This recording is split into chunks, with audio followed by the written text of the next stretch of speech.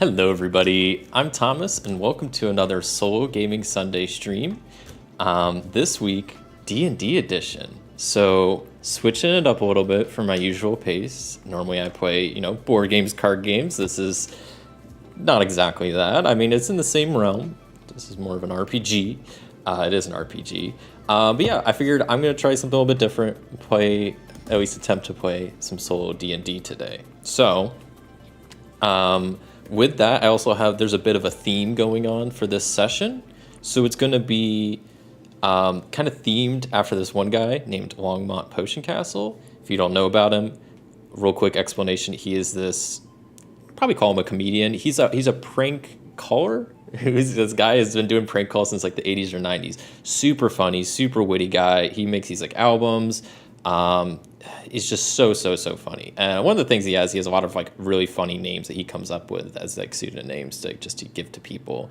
And so that's what you'll be seeing a lot in this adventure, is a lot of those names popping up, a lot of items that he uses or like places he makes up. Those will be popping up a lot in this adventure. If you don't know anything about him, then that's fine. It's just gonna be some weird names, and that's where I have a whole list of names of stuff I'll be using. But if you don't know about him, I've posted some of his stuff in the comments. Some people have uploaded some of the tracks to YouTube, and some people have even animated some of those tracks. So I highly recommend giving those a listen/watch. But yeah, let me kind of zoom in here and go through my little stack of papers. So that's the player's handbook, keeping that nearby just in case I need it. So I'm playing through, gonna be two-handing this today, playing two different characters.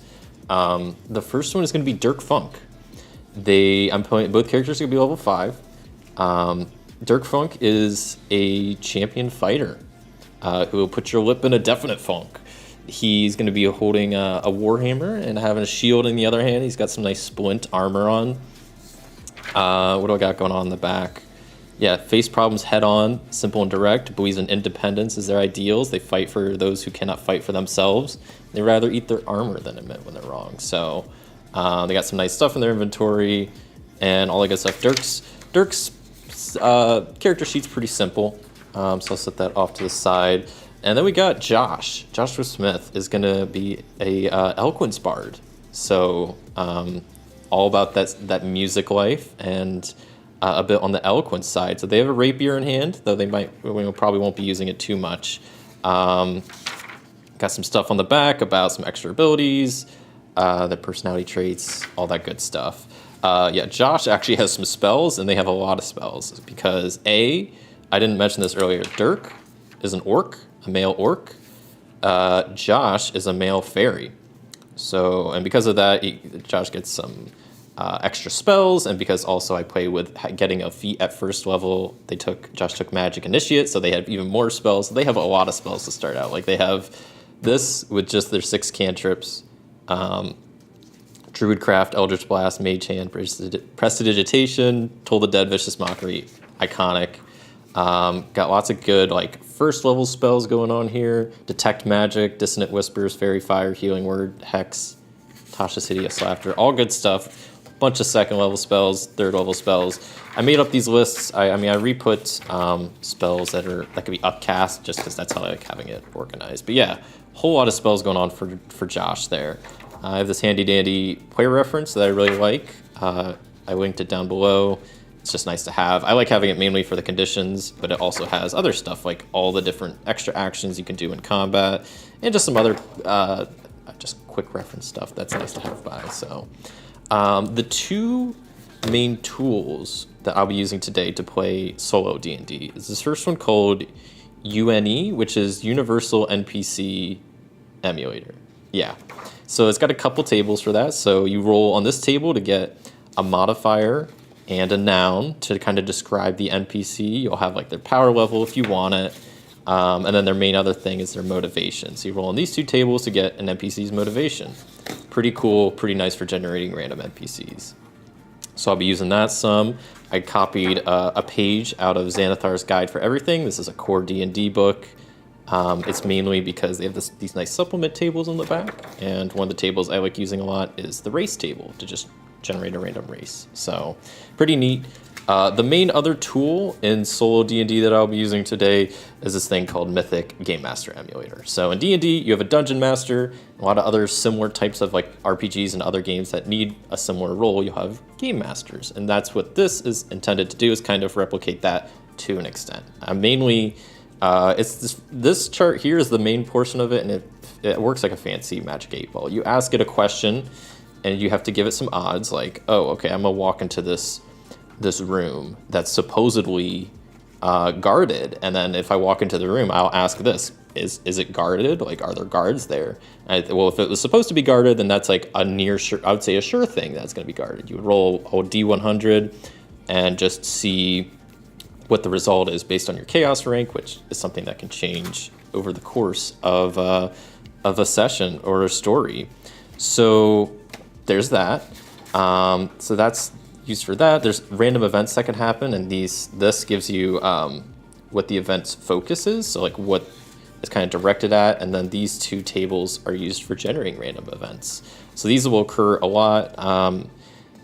How this is normally used is you would normally have different scenes, and then you'd roll to see if there's a random something that happens every scene, and then the last thing I have is just some random stuff for what I'll be using for like names. Got a lot of good names on here for like Longmont Potion Castle names, stuff like Bud Stutter and Fifi Nono and Hoyt Herringbone. So those will be popping up. Organizations like Mummy Napkin and Space Horse.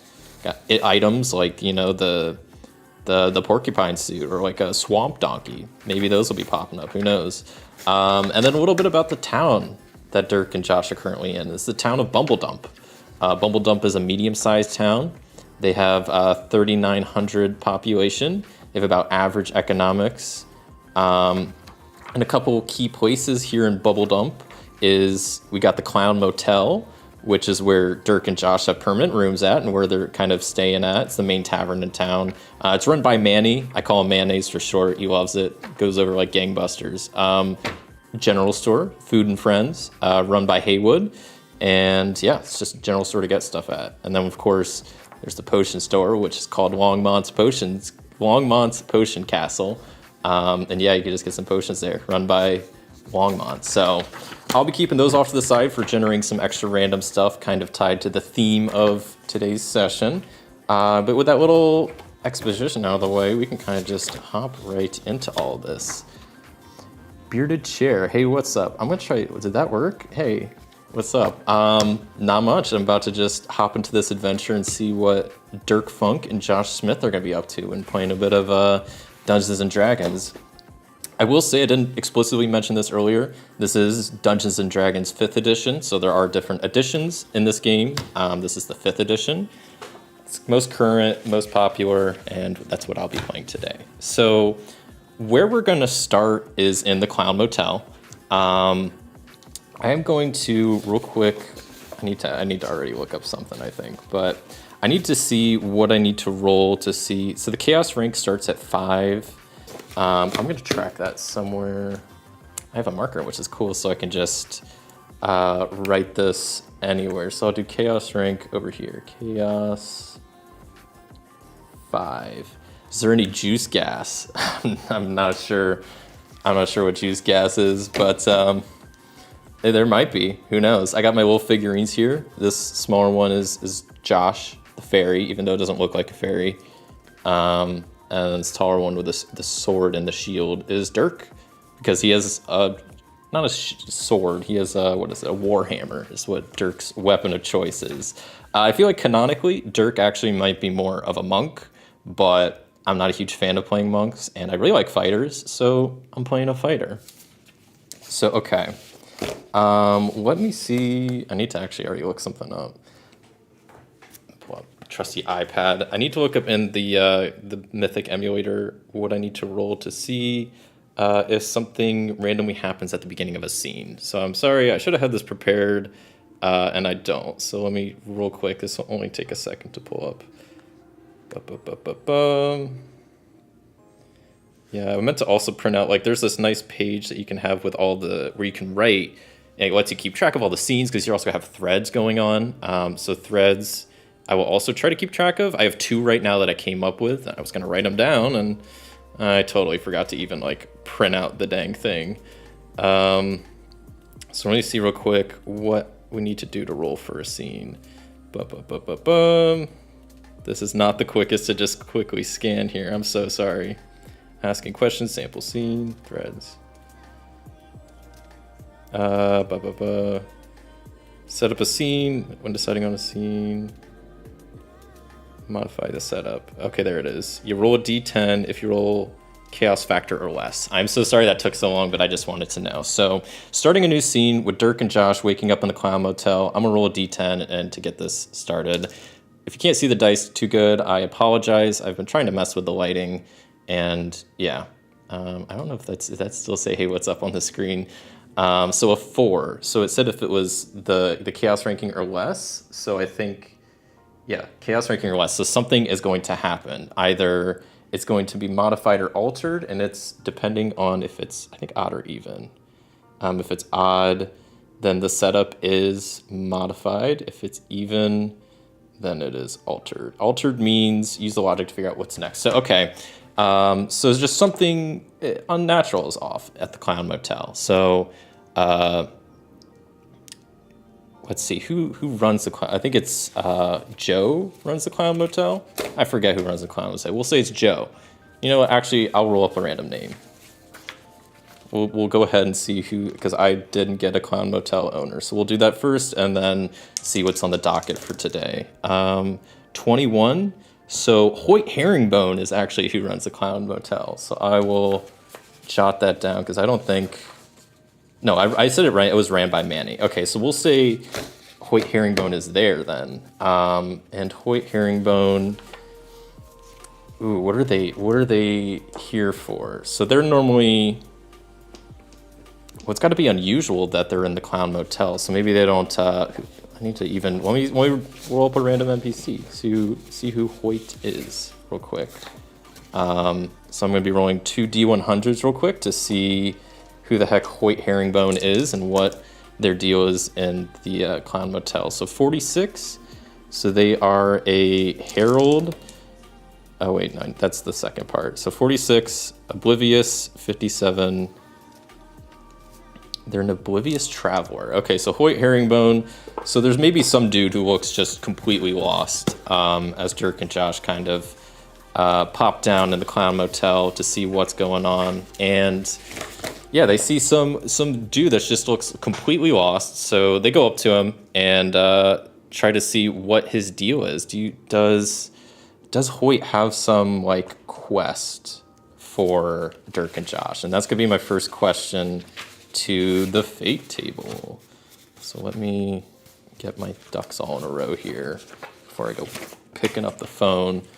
Set that off to the side. All right, so does Hoyt Herringbone have a quest for Dirk and Josh? So the chaos ranking is 5. I would say it's a 50-50 chance. Who knows if this guy has a quest for him? Maybe he's just a random traveler. But if he's lost, maybe he needs help getting somewhere, finding someone. Who knows? So I'll actually say it's probably somewhat likely. Chaos ranking 5. So let me roll a D100 and see what the deal is. So 47. So how you got to read this, and I know this text is small and my camera's not the best, so I apologize. Basically, there's a bunch of different numbers on each box. So you'll see, we'll look at this one. It has 10, 50, and 91. So if I roll between 0 and 10, that's an exceptional yes. If I roll between 10 and 50, that's just a yes. If I roll between 50 and 91, that's a no, and then that upper part is an exceptional no. So those are the kind of ways you can interpret the results. I just picked up the dice and I don't even remember what I rolled. Let me re-roll, my bad. 42. So does he have a quest? He does have a quest. Awesome. So this random traveler, Hoyt Herringbone, has a quest for Dirk and Josh. What is the quest? Well, I already know the quest because I don't already know the quest, but I came up with a couple of quests beforehand. So I'm going to, where do I want to keep track of my active threads? Maybe up here. I'm just gonna that's the nice part about having this nice whiteboard is I can just write stuff on the thing. So we'll say that Hoyt is a traveler, but he's lost, but he has a friend that the reason he came to town, by the name of Tandy. Tandy is an inventor. They make a lot of crazy different things. And recently, Tandy has this workshop that they work at. And the workshop was taken over. It was taken over by something. And that something being a parochial Nimrod. So that's what Hoyt's been doing. Hoyt's been trying to travel town to town, trying to find somebody who can help him and help his friend take out this parochial Nimrod that's taken over their workshop, their workspace. That's kind of like set up shop, because it was like a building out, a ways away, that they just work at. So that's the quest. Are they offering gold for the quest? I would imagine so. Let's ask Mythic. So I'm gonna say it's probably, if they've been going town to town for this quest, then I'm gonna go with it's probably very likely that they're offering gold. 35 is what I rolled. So what I say, very likely. So yes, they are offering some gold. I'm just going to, is it more than 100? I'm gonna say 50-50. 6. It is way more. That's an exceptional yes. It's way more than 100. So I'll maybe do, or maybe it's just more than 100. So maybe I'll do 200 plus a D100, and then that'll be what I could get. So what, 290 is what I'll say the gold total is. So 290 is what Hoyt Herringbone is offering up after the quest is complete to Dirk and Josh. And yeah, I think, what else? There was another thing that these two do have previously to do, but you know what? Hoyt came to the tavern, is looking for somebody. This sounds pretty urgent, so I think they'll go. They'll go and go help out Hoyt. Get rid of that. I already forgot the name. It's I should know the name. To get rid of the parochial Nimrod that's taken over Tandy's workshop. So that's what they will go do. So they're gonna go follow Hoyt wherever the heck he's going. Well, he's gonna kind of lead us towards wherever the workshop is. I imagine it's probably I don't know, a couple hours out of town. I imagine it's probably close by, not too far away. So within a day's travel for sure. So we'll say we get there, it was in the morning when we got up. So it's probably afternoon-ish, maybe around 3 or 4. Let me see something real quick here. So I'm going to try to figure out a good creature for this parochial Nimrod to be that won't, kill both of these fools. So besides the tools I've listed here today, I'm also going to be using mainly just one other site. Donjon is the name of it, which I don't have it listed down below. I'll try to remember to throw it in the description after the stream. But I use it for generating random encounters. So I'm going to try to do that real quick and hopefully get something that won't... I'm going to do a hard difficulty. Number of PCs 2. You could just plug in all the... Or wait. That and that. I just really want a 1 thing or maybe 2. I don't know if that's a thing. And I don't know what a creature would make a good parochial Nimrod. We'll do let me just regenerate these. I don't like any of those. Okay, we'll do this one. Or, I'll roll a d10 and I'll just do that and I'll reskin it the best I can. Because there's just it generated a 10. Okay, so there's gonna be a parochial Nimrod and 3 orcs that I'm gonna be fighting. Let me get this set up real quick, because this is gonna be orc. There's no way, wait, what did that say? Oh, that, okay, I was looking at the wrong thing. Yeah, so let me set this up real quick. Find some orcs. That's kind of messed up, then I'll be fighting some orcs, because Dirk is an orc. But, you know, that's just how it goes. And what was the other thing? There's another thing. Rog? I don't know what that is. But that's what the parochial Nimrod is. And of course I don't have the stat block for it. I was hoping I would. So add that all. Okay, that looks good. So orc. I gotta look up these stat blocks online just so I can run this. So sorry, this isn't the smoothest. This is definitely a work in progress. This is, you know, an experiment to see how this goes. Okay. Got that and got that. Okay. So I'm going to draw out the workshop real quick, and then I'm going to roll for initiative. So Hoyt brings us out to Tandy's workshop.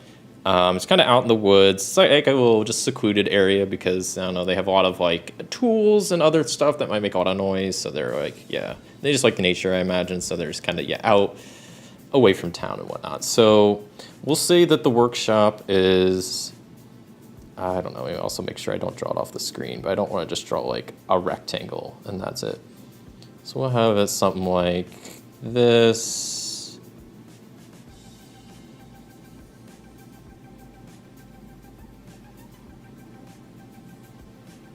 Something like that for the workshop. I don't know. Seems pretty good. I want it to be a big workshop.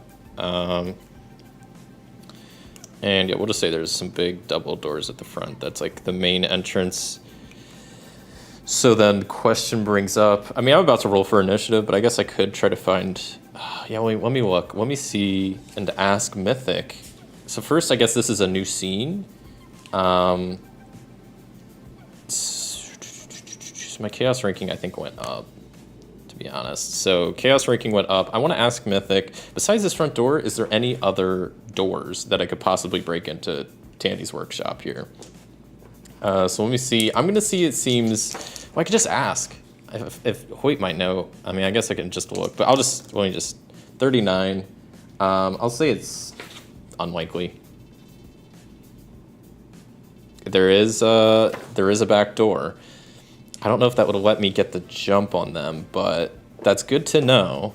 Or if they try to like escape out the back door, whoever's in there, we'll say there's a back door like over here. Do I want us to go in the front door? I think I will. So, yeah. So I'm gonna just do this and let me find some good tokens here. Okay, so we'll put this person here, there, and this person's like over here. And I'm gonna roll for initiative. So I'm gonna roll Dirk and Josh first, and then I'll roll all the baddies. Because yeah, we just busted in, and we see ahead of us the parochial Nimrod, and then there's 3 other orcs that have popped up, or not that popped up, that were just chilling here in the workshop with them. So yeah, we'll do the red dice is for Dirk. So Dirk got a 16 initiative. Okay, so Dirk 16. Josh got 21. Pretty good initiatives. And then when we roll for we do parochial Nimrod first, so it's a 14. And they add something to that. They add 1, so proc. I'll just write them like that. And then the 3 orcs. I gotta roll for, I guess I got a dice in the hand. They add +1, so that's a 16. So they go orc 1. What was the other ones? 10. Orc 2, and Orc 3 is last. Okay. With 7 initiative. So I will also, real quick, before I do anything else, let me write some other stuff down. So we got the initiative is Josh, Dirk, Orc 1, then the Parochial Nimrod, Orc 2, and the third Orc, because I guess there's lots of Orc. I got my little, just wipe this all away. Okay, and then finally we mark down how much these each have. 15 health. Except the Parochial Nimrod probably has more than that. 42, okay, that's gonna take a while to kill. So, we're on our way. Top of the initiative is Josh. Let's see what Josh wants to do. So, boy, oh boy, it's all happened so fast. I have Bardic Inspiration and got lots of that. I have 5 uses. That might be something I want to do right away. I could just start hitting things. Josh has some crowd control. Fairy Fire. See, that would be a good, like, right off the round spell. Seem like what, like, I don't want to do anything crazy right now. I'd like to probably just take down the orcs. So what should I do? Like an Eldritch Blast? I Toll the Dead seems better, because that kind of scales up past Eldritch Blast, maybe? Oh, but they have to pass a Wisdom save. What will Josh be doing? They are going to... Yeah, they're going to point at... We'll say... Oh, I also need a way to track these. We'll say this is Orc 1, 2, and 3. And I'll try to remember my best. So we'll say we'll have this Josh attacking Orc number 1. And they're going to point at them and cast Toll the Dead. So I point at that orc. That target must succeed on a Wisdom save, which for them, let's see here. Their Wisdom is something. It's 11. So, but they have a +0. So let's see if they pass on a Wisdom save. 11 plus 0. They rolled an 11. So they failed, which means they're going to be taking 2d8 since they're not missing any of their hit points yet, which is fine. It would be better if they were missing hit points, then I'd be doing a lot more damage. So 2d8 is going to be 7 damage to Orc number 1. So that's going to put them down to 8 health. As Josh just literally just points to the Orc and it just takes the damage, feels the Toll of the Dead. Anything else Josh wants to do? Well, I think yes, I can... As an action, have Josh give Dirk some inspiration. I'm just going to put a star up here, so remember that. And I will also, markers rolling away, I will mark down 1 use of Bardic Inspiration. So Josh plays a little ditty on their lute, their rapier, or not their rapier. They like have the rapier like at their side, and they're like, yeah, playing a little ditty on their lute. And yeah, they inspire Dirk, and it is now Dirk's turn. So, Dirk Funk, he's going to put someone's lip in a definite funk. I also don't know if I mentioned, so they're level 5, so like they at least got a feat at level 4, and they started with a feat. So like Dirk has Sentinel and Crusher, so he's got some pretty hard-hitting feats, which is fun. So Dirk is going to probably... I don't want to mess with the Parochial Nimrod yet. I'll go 5. Where am I at here? I don't know if I can get over here. So 5, 10, 15, 20, 25, 30. 5, 10, 15, 20, 25, 30. So I'll come up right there. So I'm within range of Orc number 2. And, oh, I could have dashed, right? Or that's not a thing. I guess, yeah, I have Adrenaline Rush, but I'm not going to do that. What I will do is just... I think I'm just going to swing at this guy with my Warhammer. And let's see, I don't have advantage. I do have the inspiration, but I'm not going to use it right now. I rolled a 5. Yeah, I'm sorry if the light's not the best here. Rolled a 5. So that's a miss. Bonus action. Oh, I guess I can't attack twice because I have extra attacks because I'm 5th level. So I did take the attack action. That one will probably hit. So it's going to be a... Well, the first one I did add 7 to, so did a 12 hit? No, 12 didn't hit, but this one's 16 plus the 23. That's going to hit the second orc. So Yeah, Josh misses the first swing, hits them with their Warhammer on the second time, and let's see how much damage Josh, or Dirk, sorry, Dirk's the one doing this. 11 damage to orc number 2. Okay, so they're looking rough. Nice, okay, so now it is, Dirk's turn is done. I guess I could have added the inspiration as damage, but I don't want to do that. It is orc number 1's turn, so they are going to, what can they do? They gotta, oh, get this, there's like a little thing in the way here. Okay. Okay, so they're going to, they're up here. They have a javelin. Oh, they're going to throw their javelin at poor Josh here and try to hit them. Let's see. Oof, they rolled a 19 plus 5. A 24 is definitely going to hit poor Josh as they're just flying around. They're about to get hit with this javelin. That's how much damage is that going to do? So it's going to do a d6 plus 3 damage. So 6 damage to Josh as this javelin goes flying through the air and hits them. So they're down to 20. Oof, this is not one to erase good. 27 health. Cool. Whoops. I don't want that. Okay. So now it is, or does orc number 1's turn. So now we're on to the Parochial Nimrod's turn. They are going to do some crazy stuff, I imagine. Yeah, they're going to go 5, 10. Yeah, they'll be chilling here. And then they're going to attack. They're going to attack Dirk here with their Great Axe. So Parochial Nimrod comes up, running with their Great Axe. 12 is going to miss because Dirk's AC is 19. He got some good armor and a shield.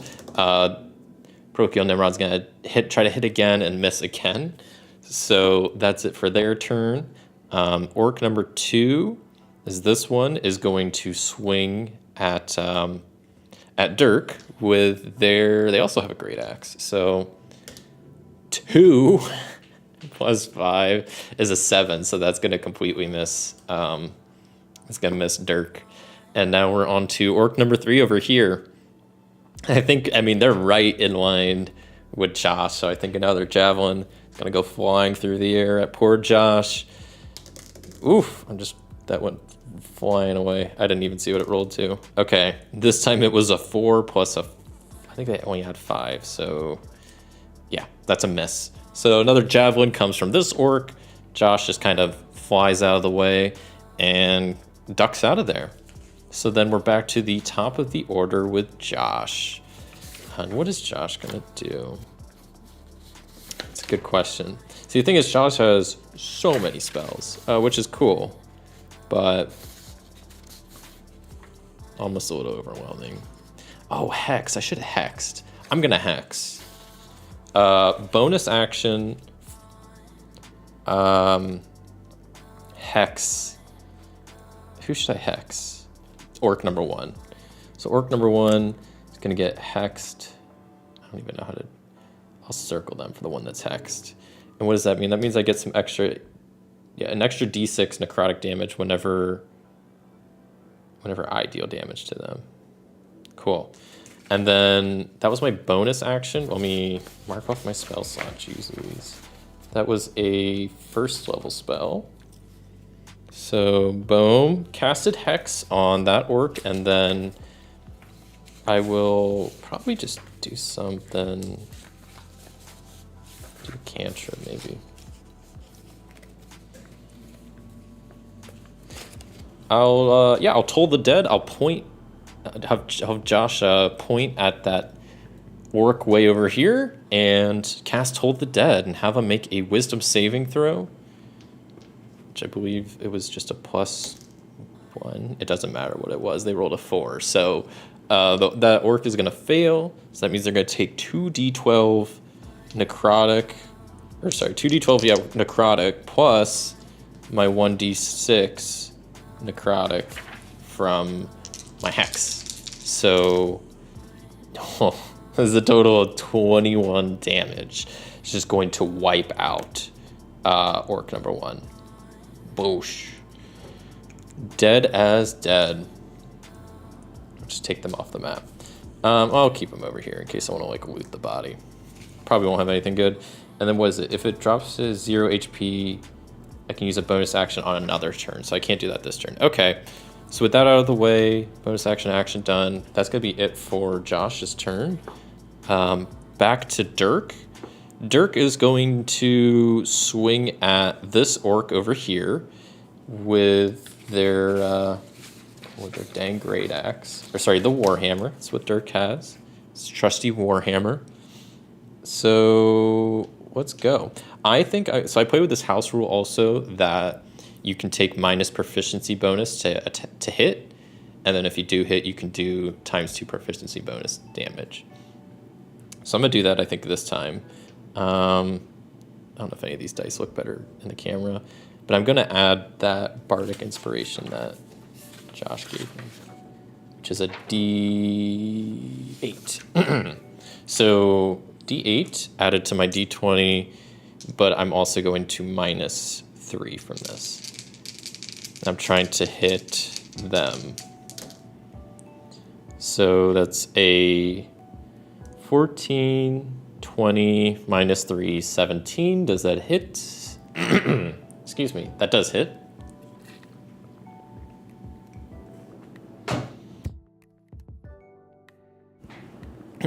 Excuse me. So that hits them, so that means it's going to do some crazy damage. I lost my inspiration. I didn't lose it, I used it. And then I get to do my damage, which is just going to be D8 plus 6. It'll actually be a D8 plus, plus 12? Yeah. So 2, because I get plus 6 from that, and then plus from the thing I did. So, jeez. Which I was trying to think. This is orc number 2. So yeah, that was. I'm just trying to add up. So that was 14 damage. They're dead. Orc number 2 is dead. Yeah. Bosh. That is. Oh wait, they have. Oh, Josh or not Josh. Dirk has another attack because they're a fighter. So they got multi-attack. So they're going to swing at the parochial Nimrod, of course, and we'll see if they hit. I'll do the -3 again. So that was a good call, because that's plus 4, so 23 definitely hits the parochial Nimrod. I will do my damage and add plus 9 again, or plus 12. So is that 19 damage? Yeah, so was that 30, 33, 23? 23. My goodness. So parochial Nimrod is looking a bit rough after that. I also need to make sure I keep an eye. I have my super crits, which are pretty cool. So I'll have to use those at some point. I got my crusher. I haven't scored a critical yet. The one's provoked an opportunity attack. Okay, I just want to make sure I'm not forgetting anything. Got a lot of abilities going on. But yeah, I think that's going to be it for Dirk's turn. Because they really don't have too much to do with their bonus action, which is fine. You know, it's a bonus action. You don't always have to use it. See, I should have taken, like, Shield Master. I don't know if that would have been a good feat for Fighter or not. Who knows? So, yeah, that's Dirk's turn. Back to the parochial Nimrod. They're just going to swing at Dirk twice, because they have multi-attack, with their great axe. Let's see if they do any damage. So first attack against Dirk is going to be a 21, so that's going to hit. Finally, we're taking some damage here, so let's see how much that does. Oof, that's a big dice. Oh, so Dirk's taking 15 damage as parochial Nimrod just is slashing at them with their great axe. So that's gonna hurt. So that was what, 49 minus 15. So that's minus 15. Okay, so it's just 34. And then they're gonna do it again because they have multi-attack. I mean, I can't blame them. I have multi-attack too, so That's a 4, so that is definitely not going to hit. So I'm in a little bit, a little bit of a not rough position, but I took some damage. That orc is dead, so we're now over to this orc number 3, who happens to have another javelin, throwing it over at Josh. So let's see if they 15 point. That's going to hit. It's a not natural 20. So then the javelin is going to do, what is that? It's a d6. D6 plus 4, 6 damage to Josh as they get hit by another javelin. Dang, Josh is down to 21 health. You hate to see it. So, javelin hits Josh. That's it for this orc's turn. Back to Josh. Josh, as their bonus action, are they going to move the hex from orc number 1 to orc number 3, which is this one. So they're moving their hex around. And then I can't like upcast. I guess I'll just it keeps working good. Have Josh point at this guy, be like, you, and have him make a wisdom saving throw to try to toll the dead them. Jeez, they rolled a natural 20. So yeah, they succeeded. Did they take... I totally forget if Toll the Dead does any damage, even if they succeed. Nope. So if it fails, nothing happens. So, okay.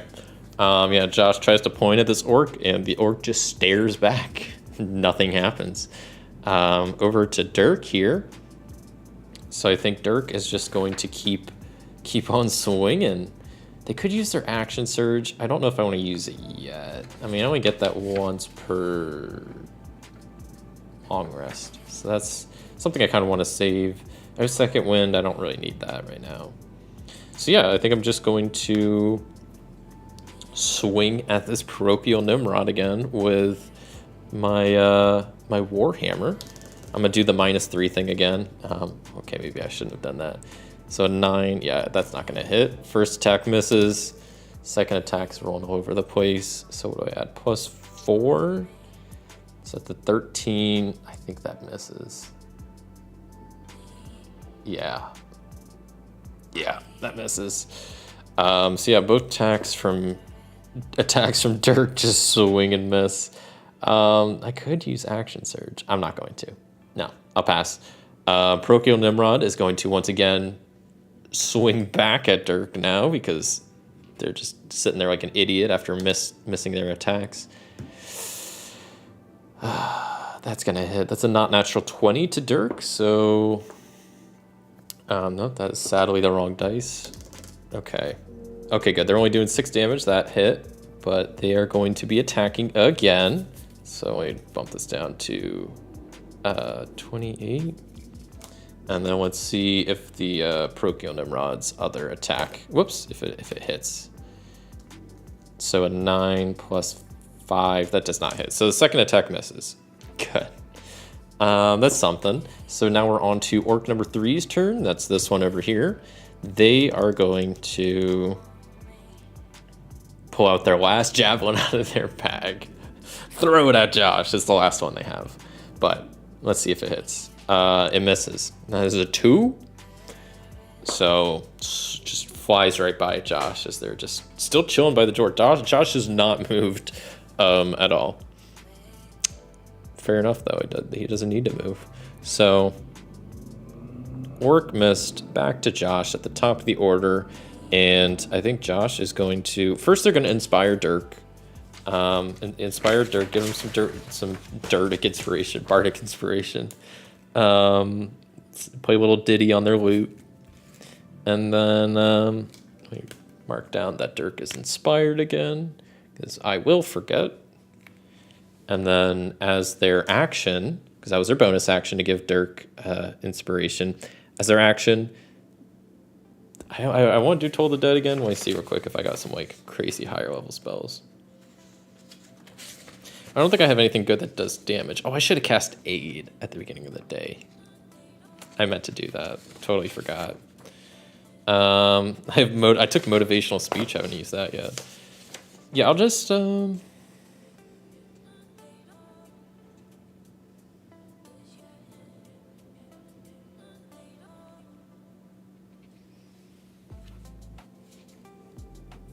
I'm sorry, I'm just looking at Eldritch Blast. It actually does... I basically do that twice.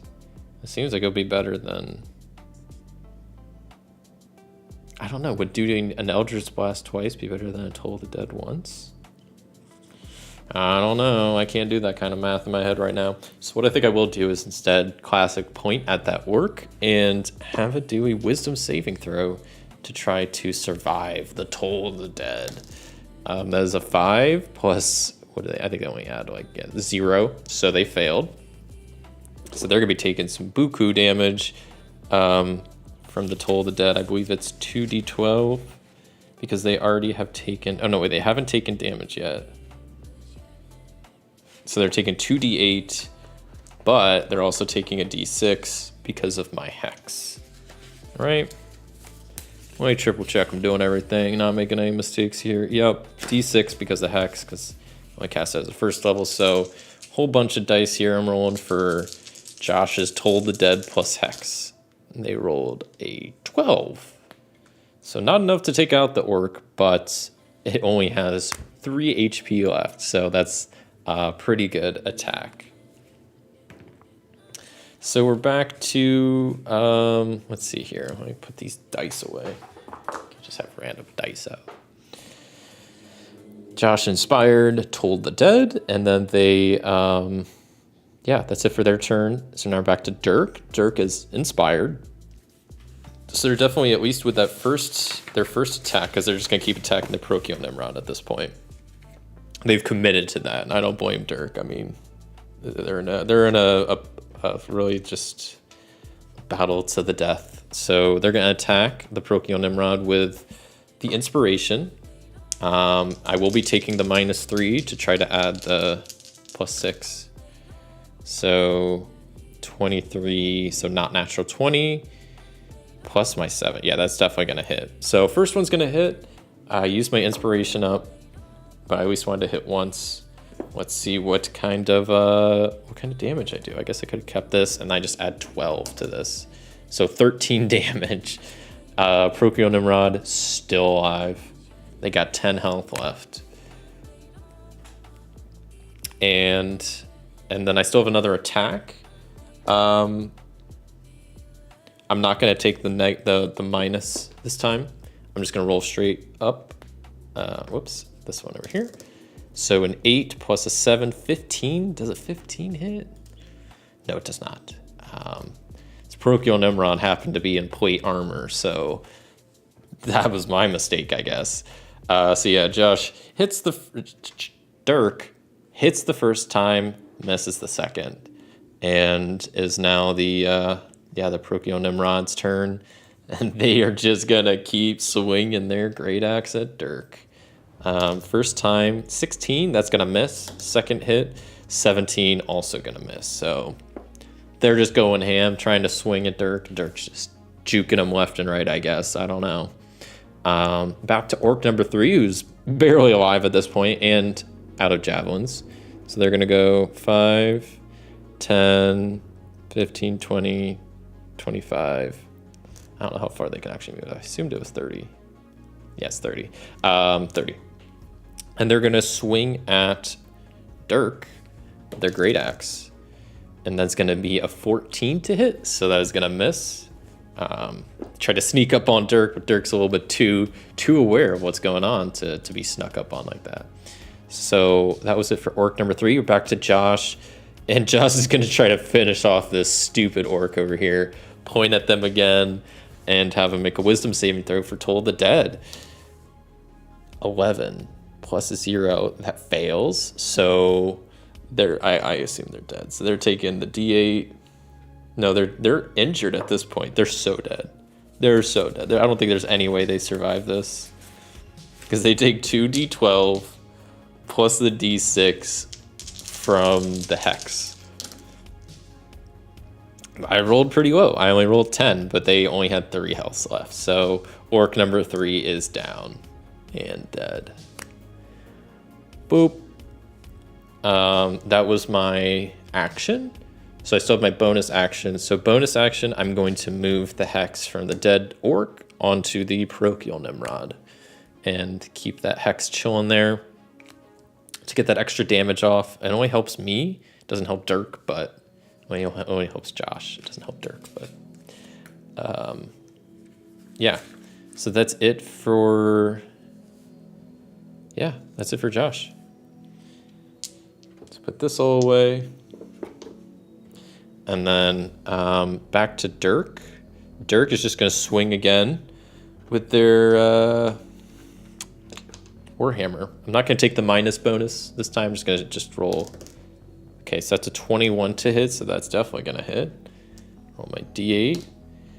So that's 12 damage. Yeah, that kills him. As Dirk just takes his great axe and just decapitates the parochial Nimrod. And that thing is dead, and with that out of the way, everybody is out of initiative. We got 3 dead orcs. I imagine they only had some weapons. They used up all their javelins. I'm pretty sure there's a loot. Yeah, there's a loot generator. What's the... Let's see real quick what the CR was for that encounter.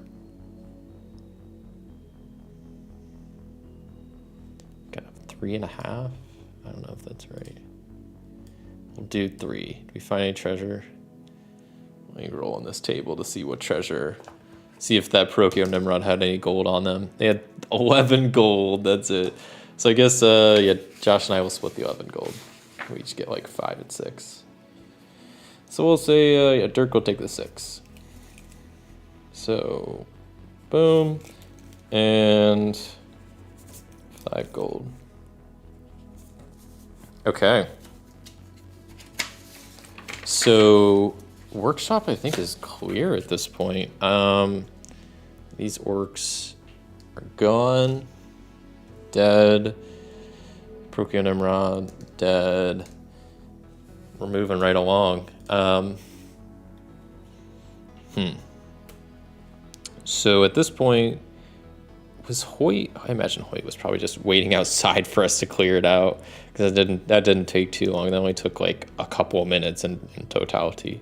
So, I imagine that those two. Let me see real quick. This is a new scene, I would say. Well, this is still, we'll say, kind of part of the previous scene. Is go talking to Hoyt, and yeah, we talked to Hoyt, and he gives us the money. I forget how it was, like 290. So we each get what was it, like 145? Let me add that in real quick. 50. So what's that? 5, 6, 7. Got a lot of gold.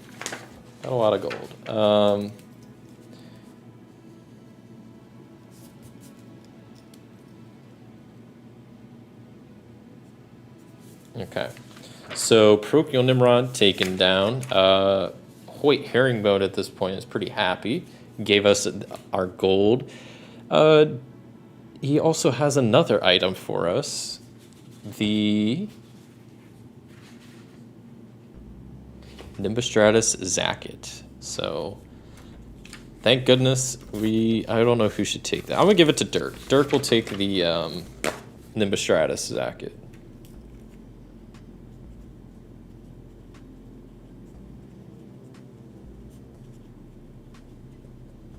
Cool. So we got a new item, Nimbostratus Zacket. Dirk just got that. The workshop is clear. Hoyt Herringbone is happy.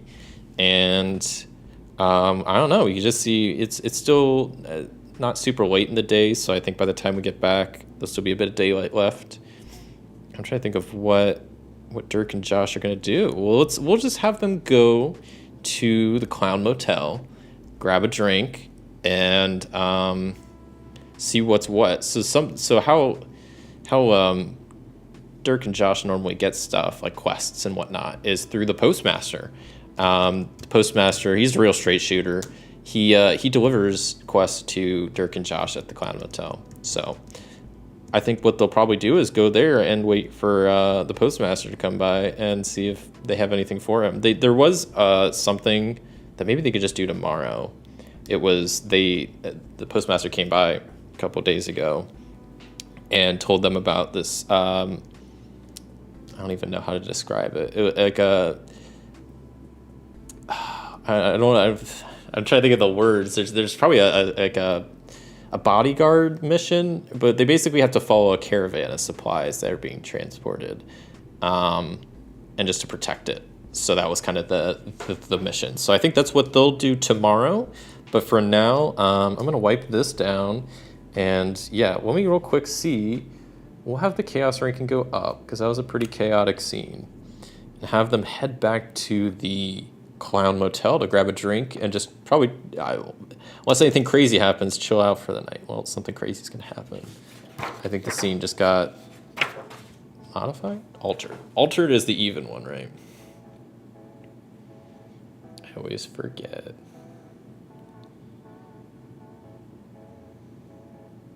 Wait, if it's 2-4, if it's even, it's an interrupt. So as we're on our way back to the Clown Motel, we get interrupted. I'm gonna just assume it's gonna be another fighting encounter. So I'm just gonna roll up on Donjon, something somewhat easy. Do a medium encounter, an urban encounter. So maybe once we're back into Bumble Dump, but not quite back at the Clown Motel yet, we run into some trouble. We roll a D10, see what we run into. A 4. I'm not doing that. It's just more orcs. I'm not fighting more orcs. Then I just rolled the same number again. Okay. A priest and 2... No, wait. That was 9? Okay. Okay. This is going to be an interesting encounter. I don't know if I even want to do... Never mind, I won't do that one. That one's 8 skeletons. I don't know. I want to do 8 skeletons. And a priest and 2 acolytes. Okay. So we'll say... that, yeah, Dirk and Josh, after helping Hoyt, Dirk got a Nimbus Stratus Zacket. Everybody got their money. They're on their way back to walking down some of the... I mean, like I said, it was... This T&D's workshop was pretty far out of town, so they had to walk pretty far to get back into Bumble Dump. And yeah, on their way back, they were getting kind of harassed by this priest and these 2 acolyte as they're walking through the town. And so, of course, Josh, being who they are, asked them to try to be nice and be like, hey, we don't want any. Well, please just leave us be. We're just trying to go grab, rest up for the day. And these fellas, they just kept persisting, and it got into kind of like a kerfuffle, and there's some shoving going on, and now here we are with initiative being rolled. So I'm gonna draw up a little road here, I guess. This will be the little road that we're walking down with some like buildings, maybe an alleyway over here, building, alleyway over here, building, and like, I don't know, building. It's pretty great, right? Pretty great map. And yeah, we'll say Dirk and Josh, like right around here. We'll say they're a bit further up the map, like right there. And then I need this priest. We'll say they're the ones in the blue robe. And then they're 2 acolytes. So we'll use we'll use these 2 guys as their 2 acolytes. And yeah, we're just trying to go get a drink at the Cloud Motel, keep getting pestered by this priest and some acolytes, and I guess there's only one way they want to let this be resolved. So we are rolling for initiative. Let me roll Dirk and Josh first. So Dirk, we'll say, is going to be the orange die. He's a good roll. So, ooh, okay. Dirk got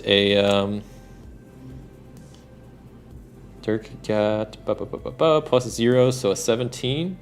Josh also, I mean, they just have high initiative, so they got a 19. Pretty nice. And then let me do the priest first. I also need to pull up the stat box for all these fellas.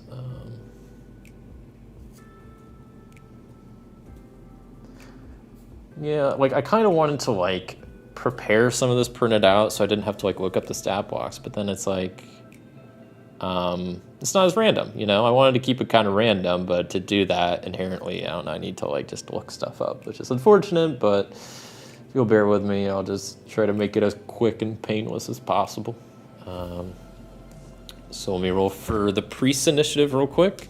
So they rolled, a 17 plus 0, so they'll be going right behind Dirk. And then we see for these two acolytes, 10 and a 3, and they get to add, oh, stupid. I don't want the acolyte background. I want the acolyte creature, the monster. Sorry, okay. Their dexterity, plus 0. So cool. They're going later in the initiative, so I don't have to reorder this. Acco 1. Got an 11, or just a 10. It doesn't matter, but I'm fixing it anyway. And then the other acolyte, number 2, got a 3, and then their health. Let's see, they have 9 and 9, while the priest has 27. All right, well, yeah, these guys just won't leave us alone. So I guess this is just gonna how it has to be. So up at the top of the initiative, of course, is Josh. And Josh is going to bonus action.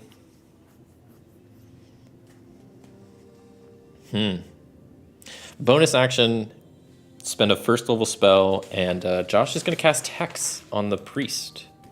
No, they're going to cast Hex on this acolyte number 1. So they're doing that as a bonus action. And then as their action, they are going to point at that acolyte and have him make a wisdom saving throw as they cast Toll of the Dead. Is it just... I don't know why I call it Toll of the Dead. It's just Toll of the Dead. But what was I have? Wisdom saving throw for them, which they have pretty good. They just rolled pretty good. Acolyte. So let's see here. Okay, so 19 plus 2, 21. That saves by a mile. So Toll the Dead doesn't do anything to him, but that's fine. Instead, I will... That's going to be it for Josh's turn, because that's all they can really do.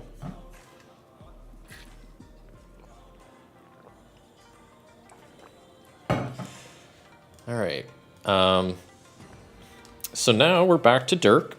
Dirk is going to... So yeah, they turned around, hexed this acolyte. Dirk's going to turn around, probably just attack the priest. Now I'll go 5, 10, 15 over here. And I'm going to attack the other acolyte. I don't want to worry about the priest right now. Going after the acolyte. Going to swing at them with the Warhammer. Let's see how this goes. That is a 3. I am inspired. Does a 10 hit? A 10 hits? Wow. These boys are weak. 3 plus... That's 9 damage. Oh, that just takes out that first acolyte. Or I guess that's acolyte number 2.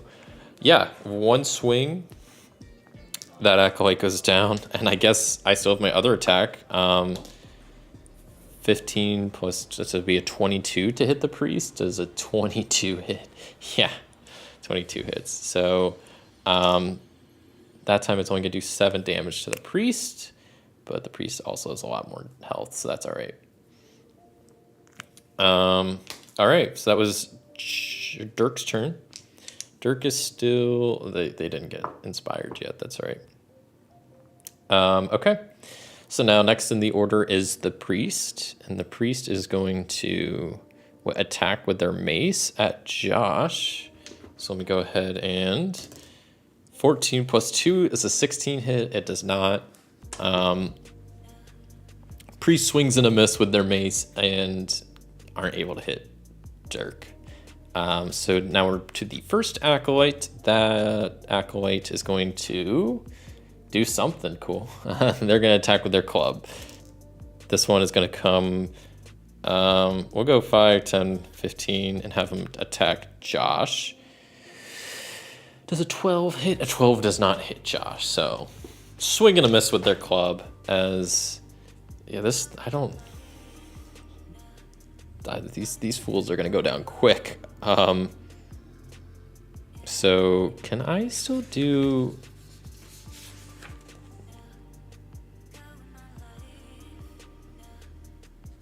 Okay. Bonus, so back to top of the order, Josh's turn.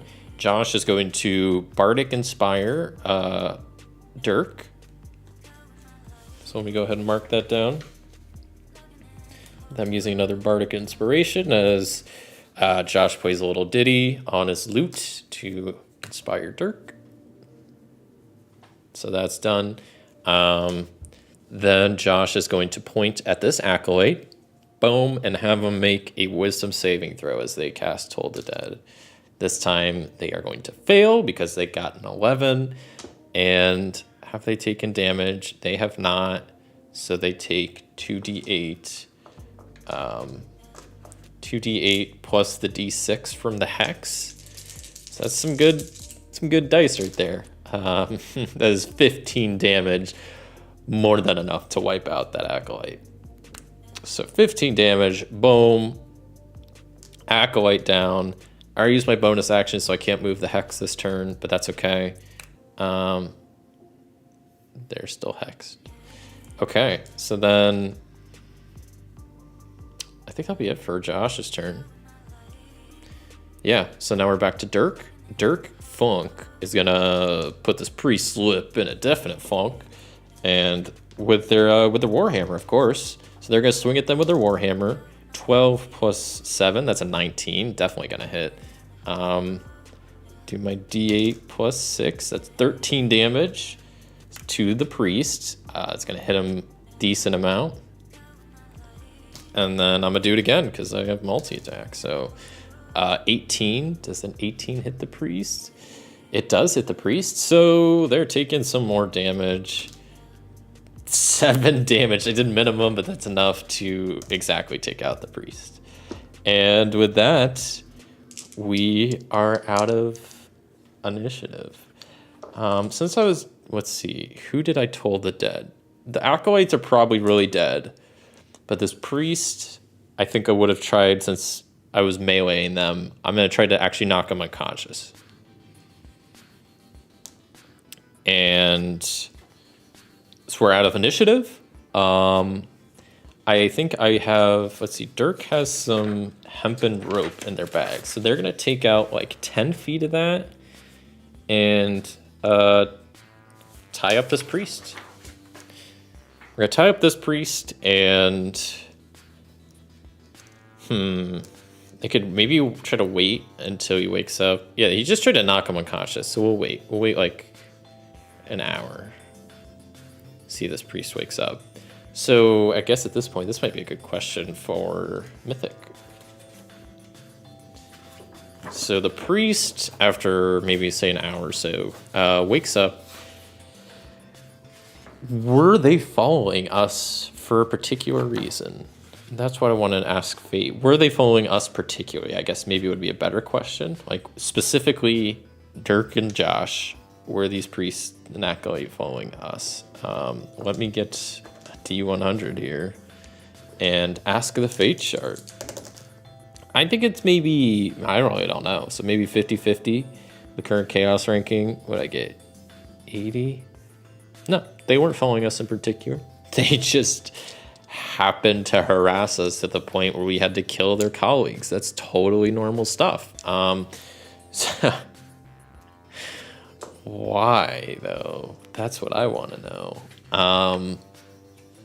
Do I have a table for that? I guess I could ask their like maybe I'll roll on their character motivation. Actually, well, yeah, okay. I'll do a persuasion. I'll have Josh try to persuade them. Do a persuasion check. 7, so that's actually a 10. Is that a 9 or a 10? Because of my silver tongue. Persuasion, that's a 10. So Josh tried to persuade. They got a 21. So yeah, I think the priest will we'll see what their deal is. So let me get the, I don't really need those right now. This table, the NPC motivations and whatnot. Motivation verb, noun. Let me see, what was this priest motivation? They're gonna tell us. Josh is pretty persuasive. So this priest motivation for following us, but not us specifically, is to take discretion. That was their goal. That's their goal, is to take discretion. And for some reason, what does that even mean? Take discretion. You know what? I'm gonna re-roll that second one. I'm gonna try to find something maybe makes a little bit more sense. Take compassion. Okay, I'll roll with that one. I don't want to re-roll anymore. No more re-rolls. That one I can maybe work with a bit more. So they want to take compassion. These guys just straight up evil, and they just, I guess, picked a fight with the wrong people, because you shouldn't mess with Dirk Funk, and yeah, Josh Smith, best duo around. So to take compassion, it's not even like, what are the priests trying to take compassion? It's so weird. I want to ask the Mythic some more stuff, because like I kind of want to know more about these priests. Where's that table? So they're trying to take compassion.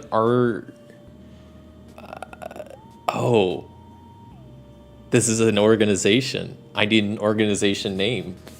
Here we go. Organization name. Give me a D8. Let's see what the name of this priest's organization is. 6. The Pygmalion Gang. So this priest is part of this group called the Pygmalion Gang. And their goal is to take compassion. And yeah, apparently they harassed us enough in the street that we had to kill off one of their acolytes. Okay. Well, who the heck is this priest then? I need a name. So this priest is part of the Pygmalion Gang. What is their name? Let me mark off. I already took one name. I got Hoyt. Done. Yeah, I need to start using more names off this list. I've got a big list of names. So this priest is named 22 Jack Maniaci, the priest. So Jack Maniaci, who is with the Pygmalion Gang, has decided to attack Dirk Funk and Josh just because, and their organization is all about taking compassion. So who knows why they felt the need to take us. So you know what? I feel like I got enough info out of this priest, so I'm just going to I'll leave him tied up here. We've Bumble Dumps guards just to come and to deal with them. And I think Dirk and Josh will just mosey on back to the Clown Motel, grab a drink, and chill out there. See if anything else crazy happens tonight, and if not, then maybe just go do that escort mission. That's the word I don't know why I couldn't think of that word earlier. Yeah, there's like that escort mission with defending the wagon. So they'll probably do that tomorrow. So leaving the priest, Jack Maniaci, leaving him tied up on the street, them and their Pygmalion Gang. And these two are going to head back to Clown Motel to grab a drink and probably just rest up for the night. So I think after... Let's see, they probably weren't too far away from there. Let me just wipe this all down real quick. Oops, okay. So back at the Clown Motel, we'll say the chaos ranking has been getting, say it's gone down a little bit. Is anything going on scene-wise? See if the scene is, gosh. Every time I feel like, I almost feel like I haven't been doing it right because every scene has been modified or altered.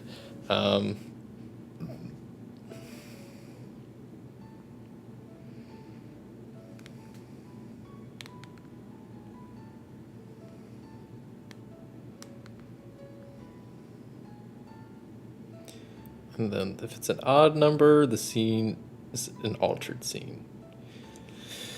So what's altered? We get back to the Clown Motel and something's altered. So you have to use logic. I have to use logic to figure out how it's most altered. So we'll say we get back there and Manny's not there. The bartender. I call him Mayonnaise for short. He loves it. Manny's not there. There's some other people that work there. There is another person. Who is the other bartender? I gotta know. And I gotta roll up another name. So Manny, the main bartender / owner, is not there tonight. And instead, in their place, is another person.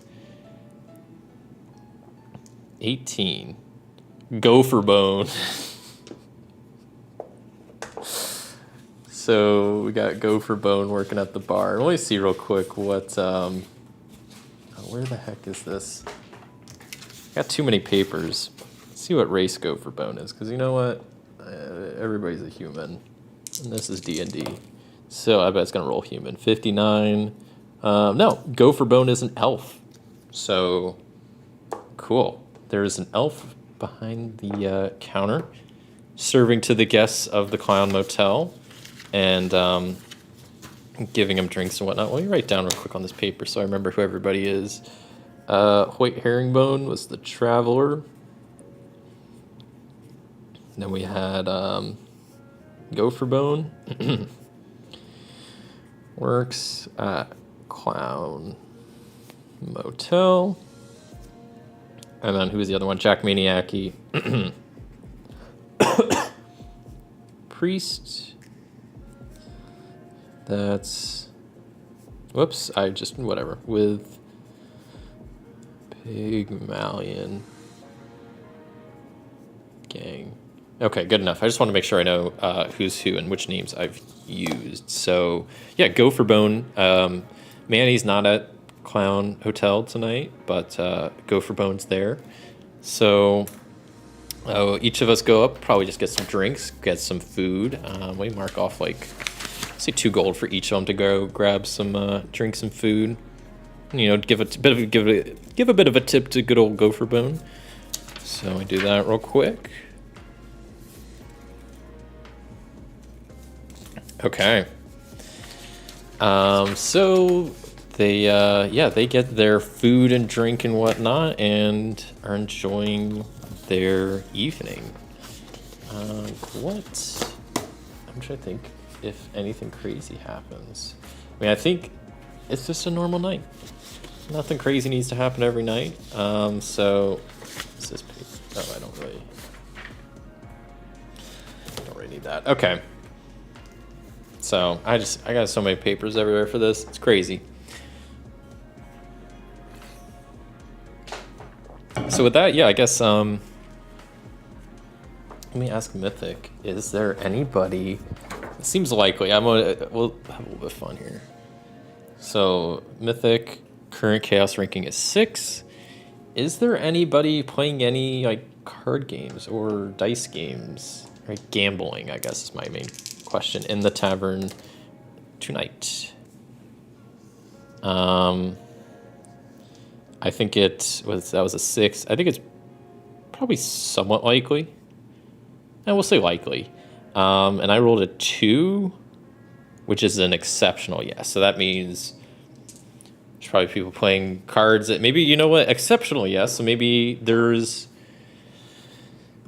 the reason why Manny isn't working the counter tonight, is they're doing their weekly poker night. Or maybe not poker. They're doing their weekly 3-Dragon Ante night here at Clown Motel. And Manny is running the table over there. So you know what? I think one of us, to both of us, no, Dirk likes playing 3-Dragon Ante. So I think he's going to try to get in on that. And I actually have that game. Hold on. I'll be right back.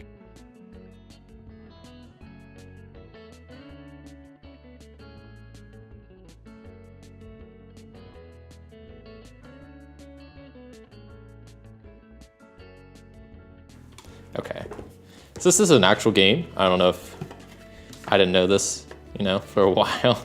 It's an actual game you could buy, 3-Dragon Ante. Comes with like tokens for like gold. I got the deluxe edition, or the legendary, I guess, edition. Comes with like extra cards and whatnot. played it a couple of times. It's a pretty fun game. But what's cool is in the rule book, it comes for rules to play the game in D&D. But then there's also modified rules to like play like a quick version of it. And that's what I think I'm gonna do. Because Dirk is literally proficient in Three Dragon Ante, so I feel like it's and since they're doing, I guess, a tournament that Manny is hosting here at the Clown Motel, I almost feel like I have to. Make sure I got all my stuff here. Okay, so how do I play some Three Dragon Ante? Yeah, there's the D20 check.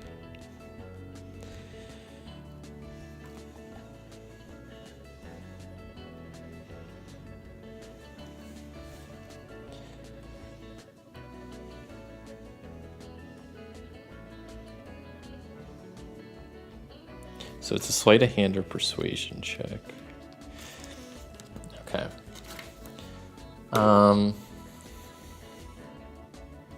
Yeah, neither of those I'm good at. But what I'm trying to see over here? Sleight of hand or persuasion? I am awful at both of those. So I guess Dirk's gonna try to go and play some Three Dragon Ante and have him do a. So maybe we'll see Josh inspires them before going in. And they also are proficient, so they'll add their proficiency bonus. So whatever this roll is, +3 is what they'll get.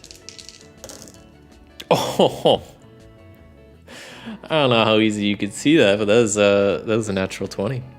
So 20 + 7 + 3, that is a 30. Dirk just cleans up this Three Dragon Ante competition. I guess with some sleight of hand. I don't think that necessarily means he was cheating. Just good with cards, and I don't know. 30. Wow. So yeah, you probably just won everything. Let's see how much gold he won. What was everybody had to probably put in some gold. So let's say, I just need a stinking dice here. 71 gold is what he won. Not bad, not bad. All in the night, all in a day's work of Dirk Funk. So it'll be up to 676. That's a lot of gold. I got a lot of gold. Though some of that a good chunk of that goes back to the Clown Motel to pay for our room. But it's definitely worth it. So with that gold, oh man, Dirk's feeling a bit generous. He's gonna spend, what did I just get? I'm gonna spend 26 of that gold to just buy drinks for the tavern. 26, yeah, 26 gold. That's enough for probably a lot of drinks. Yeah, I'll even start a new tab, drinks all around. Especially everybody that was playing in the tournament with Dirk. I feel like he'd especially want to get drinks for, and just as an appreciation of playing some games and not stealing their money, but winning their money, I guess. Okay, and then I think, yeah, those two are going to rest up for the night and take a long rest. With that, I think I'm going to take a quick break to go fill up my water bottle, stretch my legs, and all that good stuff. So I'll be back in like a couple of minutes.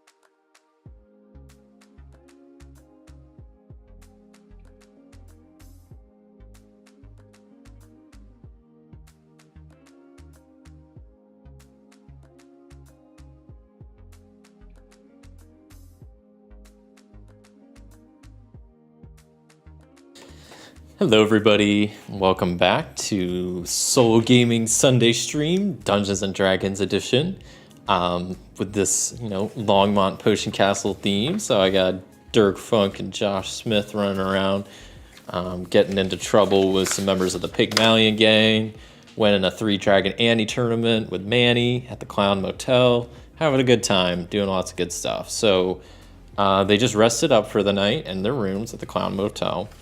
And I want to do this first because I know I forgot last time. Is that, what level can I cast aid up to? A 3rd level? Should I do it as a 3rd level? Waste one of my 3rd levels? Yeah.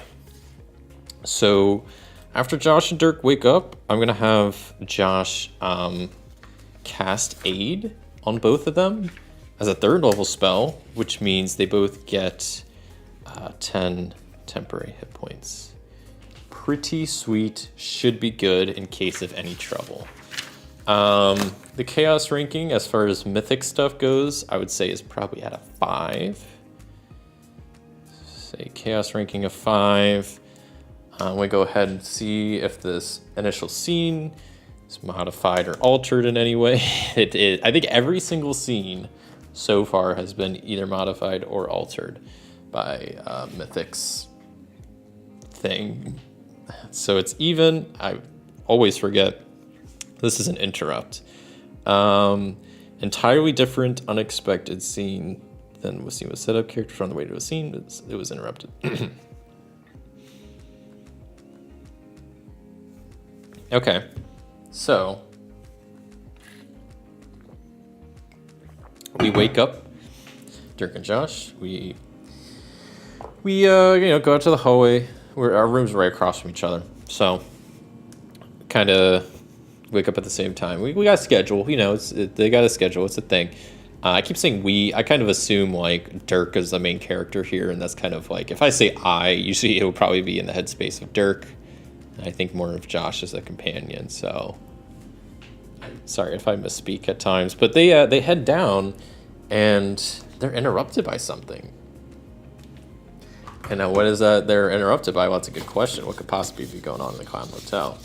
Well, anything and everything could be going on in the Clown Motel, but specifically there's going to be some random event, I guess. So let me get the one table for the random event. Here we go. I don't know if we've used this table yet. I think this might be the first random event. So we'll see what's going on. What are Dirk and Josh being interrupted by? So they're being interrupted by an event. We see what I think I need to figure out the focus first, but we'll check that. That's all the NPC stuff. I need to make that like separate. Like I said, I got too many papers. I'll try to be a bit more organized if I ever do this again. But I like having a lot of stuff on paper, especially because my computer's busy streaming and whatnot. So, yeah. So I think I need to figure out the event focus first before I do anything. So I'll take that 59 for the event focus. The event is a PC negative. So we'll click and see which PC it is. We'll do odds for Dirk, evens for Josh. So it's something bad for Dirk.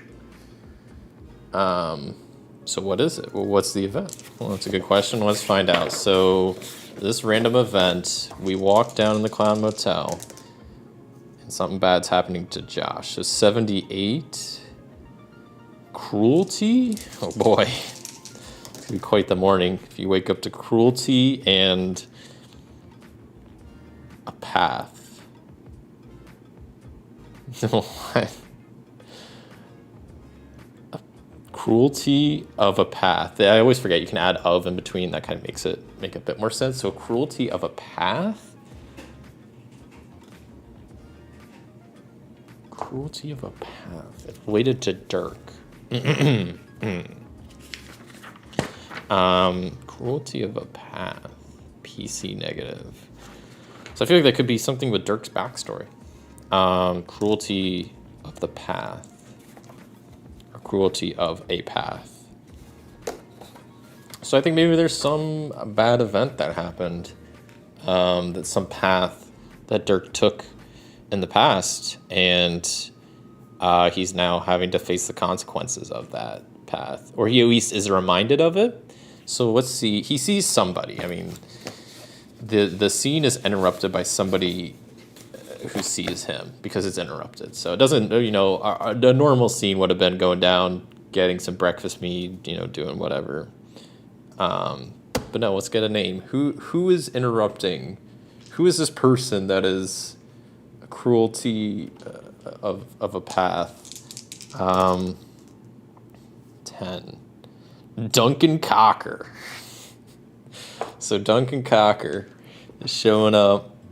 Let me mark that off. Where are we at? Duncan Cocker. So this is cruelty of path of Dirks. I think that more or less explains who Duncan Cocker is. And now the other question is, what is their race? That's what I really want to know. 'Cause I know they ain't human.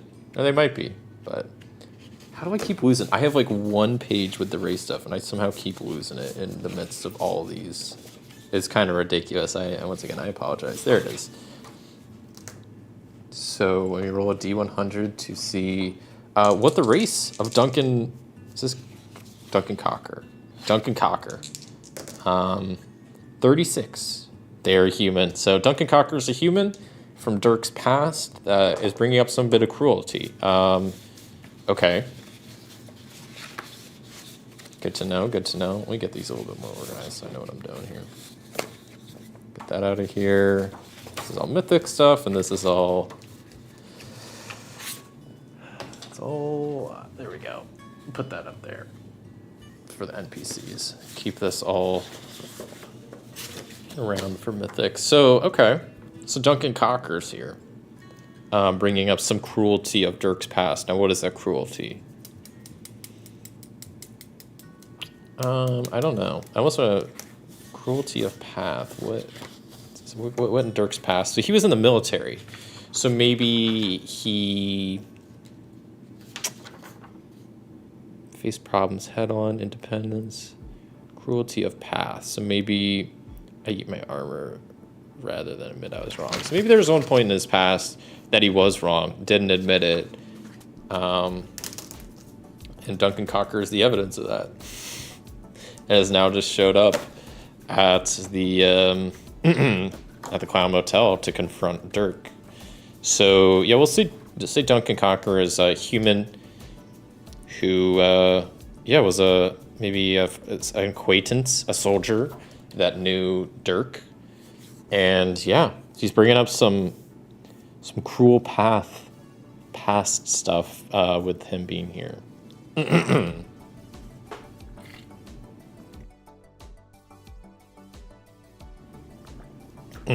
Excuse me. So I'm trying to think of where this will all lead to now. So obviously there's some confrontation between Dirk and Duncan. It all comes down to this. Does Duncan Cocker have some quest for something for us to do? Because if not, we have a shipment that we need to go guard.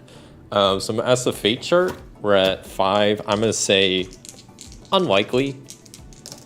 Let's just see. Is that just 0?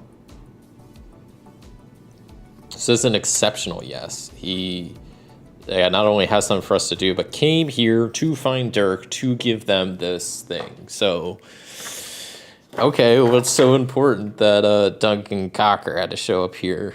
And what's their motivation? You know what? We got a motivation table. Let's roll on it and see what Duncan Cocker's motivation for coming here to summon Dirk. So it's their motivation is to operate hardship. Operate hardship.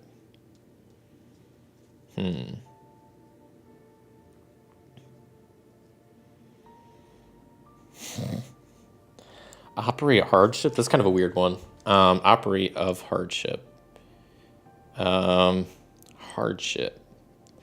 So operate of hardship. So maybe they want to take up some high position in the military now.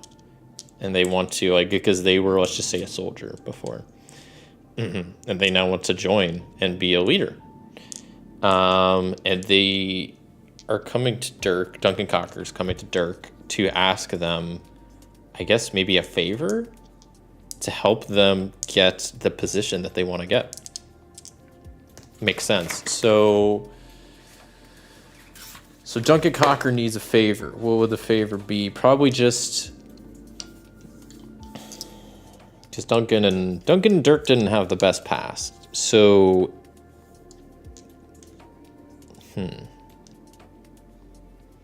he probably just needs him to like vouch for him or talk to somebody and put in a good word.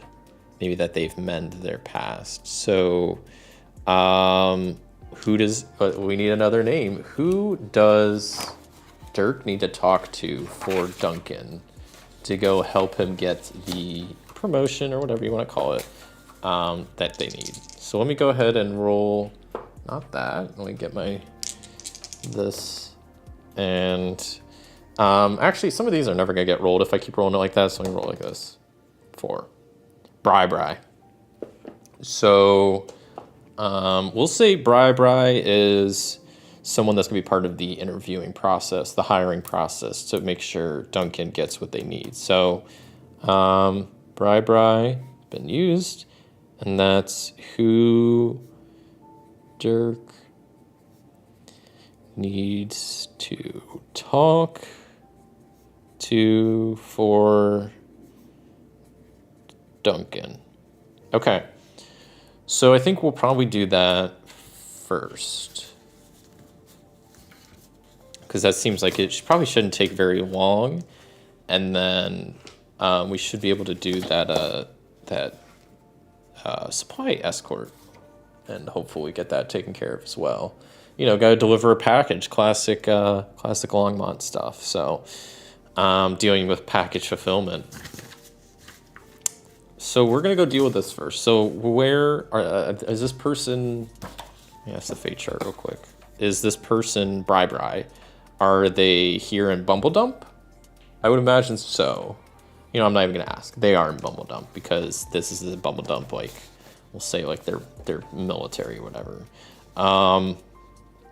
So they are here, so I could talk to them pretty quickly and easily. So we go do that. I'll have Josh tag along just because they can help. And maybe like either would we take the help action or, you know, just there for other support. And you know, Josh is my buddy, so gotta bring him along. Dirk and Josh, they've been questing together for a while now. So okay. So they go and after getting done talking to Duncan Cocker over at the Clown Motel, they are going to head to, I don't even know where they need to go. Do I have a place? I have some places, but organizations, places, Food and Friends. I haven't gone there yet. I haven't gone to Food and Friends, talked to Haywood there. I don't really need supplies though. We'll say, I don't know, we'll just say there's some government building, like a courthouse type deal that these guys need to go to. Well, the courthouse, there's like a couple main roads in Bumbledump. They have like the Wanderers Road, the Travelers Road, you know, the main road that everybody kind of wanders along. And there's just kind of like more or less one main road, Court Street, that kind of, there's like the courthouse on, a lot of other stuff. That's where the Clown Motel is on. That's on Court Street. Food and Friends, you know, everything's on Court Street. Court Street's where it's at. So, and it's named after the courthouse that's on Court Street in Bumbledump. So that's where these two are going to head, trying to go find Bri to go put in a good word for Duncan.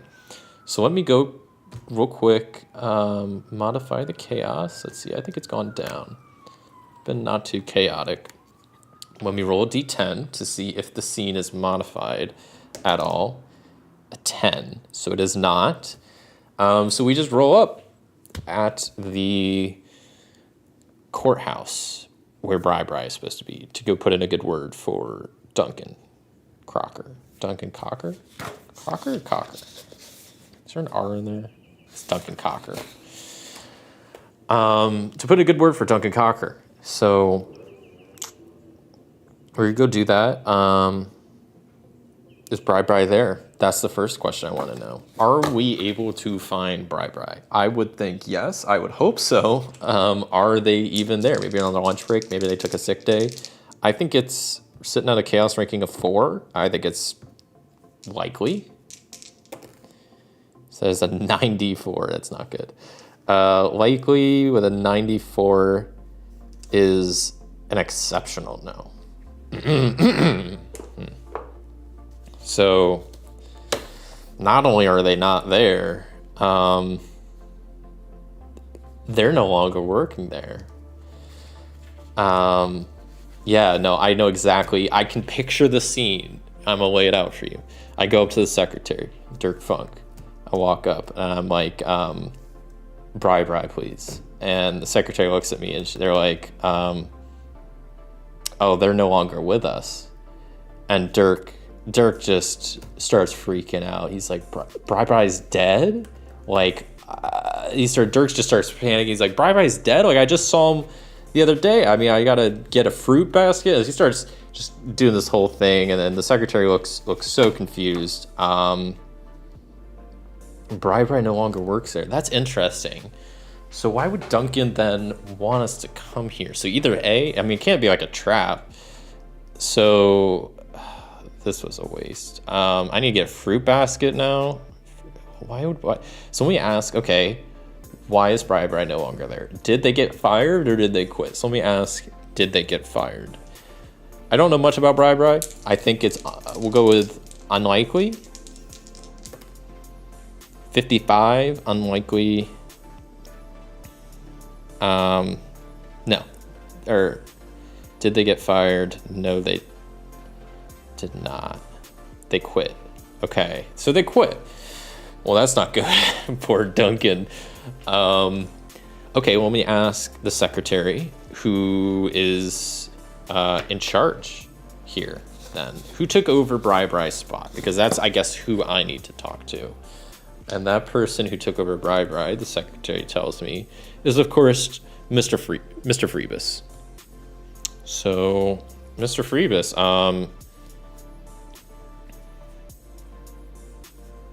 let me write down, took Bri's position. Okay. So, secretary's told me about Mr. Freebus. Is Mr. Freebus around? Can I speak to Mr. Freebus? And what does the secretary say? The secretary says, well, actually, you know what? Josh is going to try to sweet talk the secretary. They're going to do a persuasion. That's the word I was looking for. A persuasion roll. And let's see if they can persuade the secretary. That's an 18 plus 11. So that's a 29. So yeah. I think that Josh kind of smooth talks the secretary and is able to go give us a quick meeting with Mr. Freebus. So we walk in. It's a nice office, and let's see, Mr. Freebus. What? Let's get some descriptors for Mr. Freebus, because I don't think I haven't used the descriptors here. So, who is Mr. Freebus? Well, they're a childish. Off to a good start for this person that's working out like a government position. A childish slave. So that's Mr. Freebus. It's a childish slave. Okay. Good to know, I guess. That's kind of that's their deal. They're a childish slave. They are, let me see what race they are real quick. 27, they're human childish slaves. So we walk in and, they introduce themselves as, Dirk Funk, Josh Smith. They ask what happened to Bri Bri. Bri Bri quit, which is weird. So I want to ask Mr. Freebus. Mr. Freebus, since you took over Bri Bri's position, do you know anything about Duncan? Do you know that name, Duncan Cocker? And let's see. I think since they took over the position, it seems like that would be maybe very likely. And we'll say I'm at Chaos ranking 4, so 30. Yes. Yeah. So, yeah. Mr. Freebus is familiar with Duncan. And so, with the help of Josh, give me a persuasion roll. 16. So, with the help of Josh, Dirk and Josh persuade Mr. Freebus and tell him how good of a man Duncan is and how much he deserves the position that he's gunning for. So they kind of go in, give him the lowdown, and I wonder, how does Mr. Freebus take it? Are they likely to hire Duncan? So let me ask. We'll say it's somewhat likely. I think we'll say, yeah, it's likely. We'll say it's likely that they hire them. We don't know for sure. Gave a pretty convincing speech. Josh is persuasive as all heck, but is it enough? 33, are they going to hire them? Yes. So it sounds like they can't make a final decision now. They got to go consult the committee, but they are saying at the moment they plan to. So good news for them. Good news to go deliver to Duncan, and hopefully then Josh has this time that he can now make amends with Duncan and hopefully get part of that past that is kind of he's dealt with for so long a little bit more resolved, and hopefully Dirk can just live a better life. So Dirk and Josh, they leave the courthouse, go back down Court Street to the Clown Motel. They find Duncan, tell him the situation, tell him that, Bri Bri left. Bri Bri doesn't work there anymore. So if you need to get in good with Bri Bri, they're gone. They're not there. And Mr. Freebus took over, and he's a childish slave, is how I would describe them to Duncan. And I tell him, gave him the lowdown, told him what's up, and Mr. Freebus sounds like he's going to hire him back. So all good there. Duncan's happy. He's probably going to give us some gold. We'll say, I don't know. Let me do this number times this number. I don't know how much this is going to give me. that times 100 divided by 2. So we'll say that he gave us each. No, he gave Dirk, just because he asked Dirk about it, he gave Dirk we'll say 40 gold. Didn't have much. It wasn't about the money, but he did want to give him something for his time.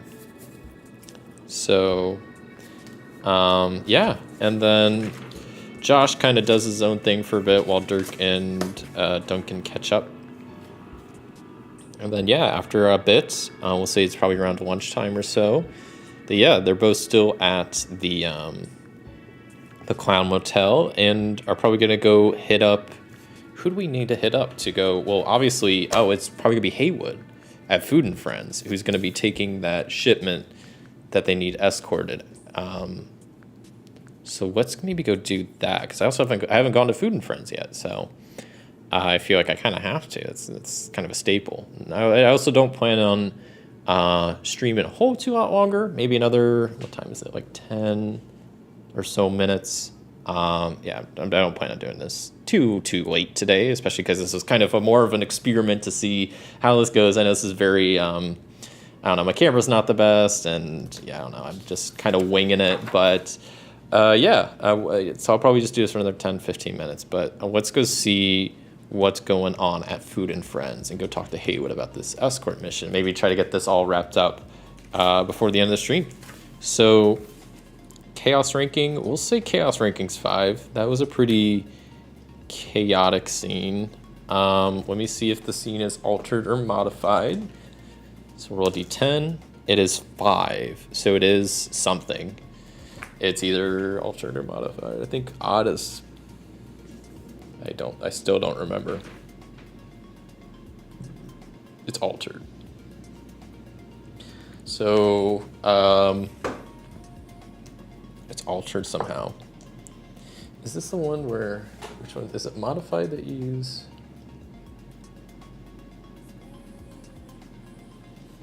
Okay, so I imagine here's what happens. Dirk and Josh walk down, we've Clown Motel, walk down Court Street, and they roll up to Food and Friends, and Food and Friends is closed. Normally it's open at this time. It's open on this day, and for some reason it's closed. It's a bit odd. Now, it's closed. Are there any guards that are out investigating something? Is it the whole place cordoned off or something? I'm gonna say it's unlikely.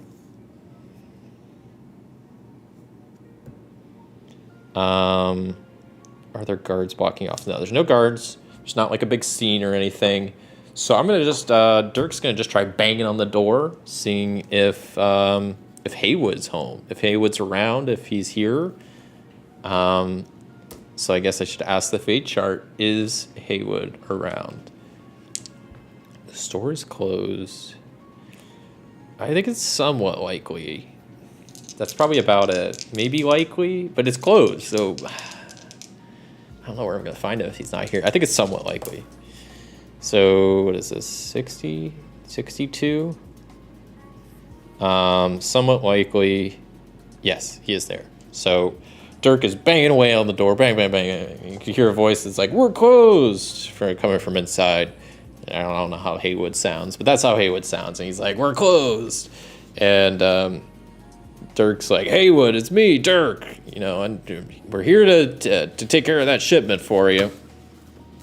And after a minute, the door unclicks and Haywood pops out, and he's oh, I didn't recognize it was you. And so, of course, Dirk's well, what's going on? Why are you all closed? It's a good question. Maybe I'll roll a random event. Why is Food and Friends closed today? It's closed because of the desert. Desert of the mundane. Desert of the mundane. Obviously, that's why Food and Friends is closed today.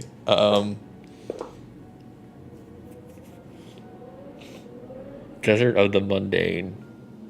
So I think, the only thing I can really desert, just there's pretty dry, so there's not a lot of people. So maybe it's just really dry weather. There hasn't been any people out shopping, and just particularly today of all days, it's been really dry and hot. And so he just decided to close up shop early. It's simple as that. Just because he wasn't getting a lot of customers and wanted to, do some renovations or cleaning around Food and Friends. But yeah, he's eager to see the both of us there to take care of the shipment. And he's yeah, we got a wagon around back.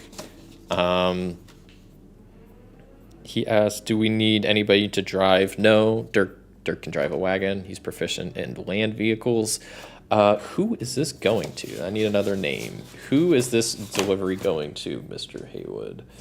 And that is a good question. This delivery is going to 12. Dusty Staccato is who this delivery is being made to. So where are we at? Dusty Staccato, cross their name off. Delivery from F and F. Food and Friends. So Dusty Staccato is where we're delivering this. They live in honestly a not good part of town. They actually live a little bit out of town, so that's why they needed us to kind of escort this wagon. What's in the wagon is of course what one of them will ask at some point, and of course what's in the wagon. It's 1,400 pounds of aquamarine gravel. I mean, what else will be in the wagon? So Dusty Staccato, of course, ordered 1,400 pounds of aquamarine gravel, and that's what these two are going to be going to escort to Dusty Staccato's place out of town. So they're gonna go do that. Let's see. Let's make a bit of a road here going down the. Let's see, which way do I want to? Maybe like down the center here. Like a little bit of a path. Have it wind a little bit just so it's not like completely like flush. I don't know. Just to give it a little bit more personality, you know, a little bit more realism. Draw some trees. Really good trees and bushes and whatnot. These aren't clouds. These are trees. So, we're on our way. Let's see. We could probably make it there before the end of the day. So, because it's just outside of town. It's just in a bad part of town. So, yeah, we'll have them leading the charge. I can't do that as good. Leading the charge here, and yeah, he's driving the wagon up here. Have it be like a 2x2 little wagon or something. I don't know. It doesn't need to be huge. It's just got 1,400 pounds of aquamarine gravel. I guess it needs to be a little bit bigger than that. Make it like 2x2. I'd make it a nice 2x4. Okay. So there's the wagon. Dirk's driving. Josh is kind of chilling on the side, just keeping a lookout. Bringing this load of the 1,400 pounds of aquamarine gravel from Food and Friends to Dusty Staccato. And yeah, I'm going to have both of these fools do some perception checks to see if they notice the danger that is coming. So Dirk got a, he got pretty good. Where's your perception? 22. And Josh also rolled a natural 20. So their perception is 21. So we got a 21 and a 22. They're both eagle-eyed. They both got over 20, so honestly, I'm going to give them surprise on, excuse me, I don't know what's about to happen here. And what's about to happen? That is a good question, because I don't know. I'm going to roll up a random encounter. Let's do a deadly one. This is the final. I'll just click this a bunch of times. I will do a we'll do like, what is this? Forest. That, and then I'll roll a d10 to see what is actually being encountered. I don't even know how to pronounce whatever this is. I'm gonna re-roll because I don't even know how to pronounce that. And I rolled the same thing, of course. 4.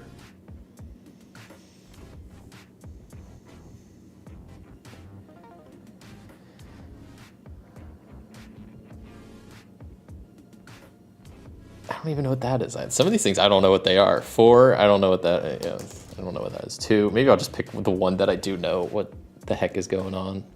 Some of these creatures, I have no idea. Maybe that's a good thing, but there's also like, some of these are like 14 kobolds. Like, I'm not running an encounter with 14 kobolds. Like, no way.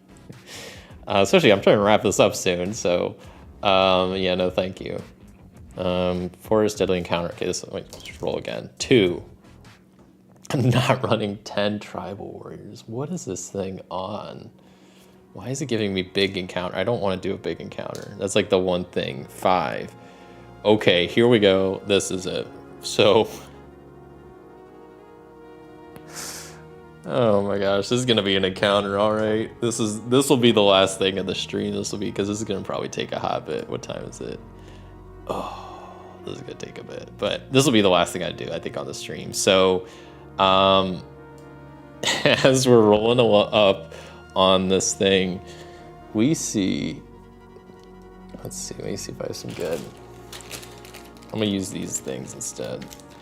These aren't gonna be like, I don't know, these aren't the best things, but whatever.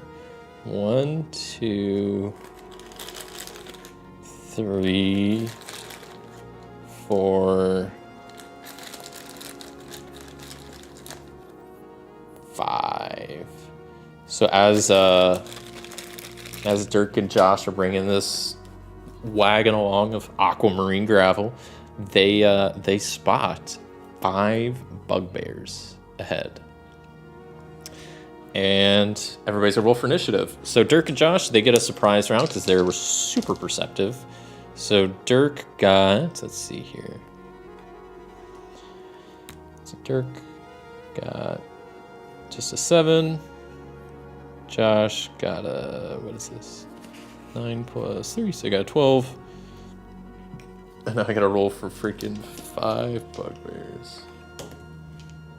I'll just do these 2 at a time, I don't know. Oops.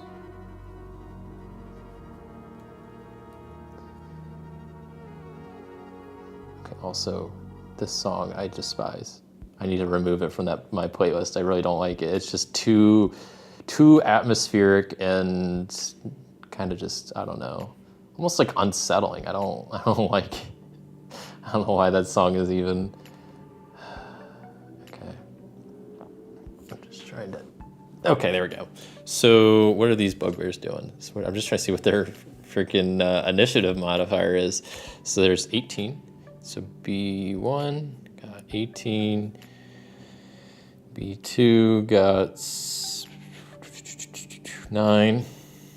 Let's see, bugbears 3 and 4. 16. 13, and the last one. What is the last one doing?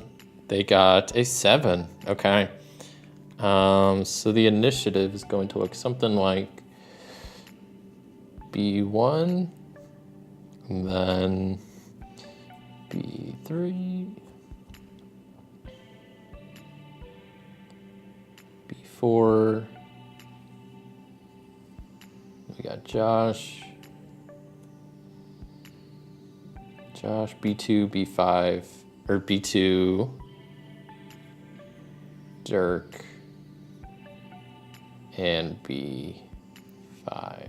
Okay, sorry that took a second. Initiative always is, takes a second to get everything in place, especially if I'm rolling up all the initiatives just right here, but I think we got it all figured out. Each of these bugbears has 27 health.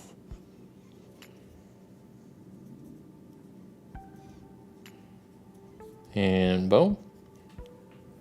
And I got a surprise round. Both of them got a surprise round. So Josh is gonna go first. And Josh is definitely going to spend a first level spell to hex. We'll say that they're gonna hex. Oh geez. We'll go, this one's 1. Mark down like the colors over here. So this is the yellow, that's 2, and that's 3. So the blue ones. Okay, my bad. So yeah, Josh is going to point at this yellow one here, and is going to hex them. So I'll just, I was circling their name before, I think. So they are hexed. That was the bonus action. As an action, Josh is going to point at them and have them make a wisdom saving throw as they cast Toll the Dead. 12 does not save, so they're going to be taking some damage. They are not damaged yet, so they're only taking 2d8, but they're taking an extra d6 because of hex. So that's what, 12 damage total to bugbear number 1. So they're already down to 15, not bad. Boom, boom. I guess I'll keep these kind of close by. I don't know, I'll keep some of these dice over here. I should just keep the whole friggin' thing over here because I keep. Cause yeah, I can't really see the rolls too much, so I was like, whatever. I don't want to keep putting stuff away, but I'll do it anyway because that's just how it goes. So he pointed at them, did that. Dirk, okay, Dirk's gonna go 1, 2, 3, 4. That's like what, 20 feet? And yeah, he's gonna attack with his warhammer. He's gonna swing with his warhammer. He's gonna do the -3 to try to get the +6. Shouldn't have done that. So that's gonna be a 10. Does a 10 hit? 10 does not hit. So he's gonna make another attack, this time with no minus penalty. 19 does hit, so he's gonna be able to do his D8. It's gonna be 12 damage to that bugbear again. So it is almost dead, but still alive with 3 health left. And he did that twice. I think Dirk's good. This is good. I'm gonna action surge.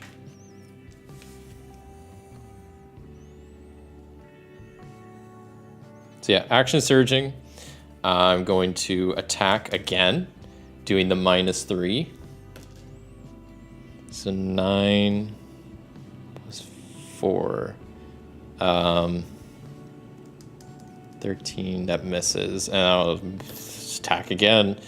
Not doing the minus again. That's an 18, so that does hit. Do my D8 plus 6. That kills this one. So this one's dead. Boom. Bugbear number 1 down. That's good that we got 1 eliminated before and they could actually do anything. So that's cool. Now we're back into the actual initiative. So bugbear number 3 is going first. So that's it's this one. So it's gonna go up 1 and swing at Dirk with its Morning Star. An 8 does not hit, so that's all it's gonna do. Bugbear number 4. That'll be this one. And go 5, 10. And also swing at Dirk with its Morning Star. It's also gonna miss. Back to Josh's turn. Josh is going to bonus action move the Hex from the dead bugbear to, what's this one? Probably this one. Number 4. And then Josh is going to point at him, make him do a wisdom saving throw. Plus 0, 13 fails. So then 2d6 plus, or 2d8 plus a d6. That's not very much. It's 9 damage to number 4. So that's what, 18 is what they're at. But next time, if I do it again, it will be able to do d12s instead of d8s. So that's something. Bonus action and action done. I can't inspire Josh this round because I already used my bonus action. So that's it for my turn. Bugbear number 2. So that's the other blue one. So that's this one is going to attack Dirk with its Morning Star. 8 plus 4, 12 does not hit. So now we're up to Dirk's turn. Dirk is going to try to swing at this green one, I think. No, he's going to keep attacking at number 3. Yeah. So he could do his normal 2 swing. I'm not taking the minus bonus this time. Plus 7 to an 11. Does that hit? Does not. Second attack. Does a 22 hit? 22 definitely hits. So it's going to do 7 damage to Bugbear number 3. So they're down to 20 damage. So that was their 2 strikes. And then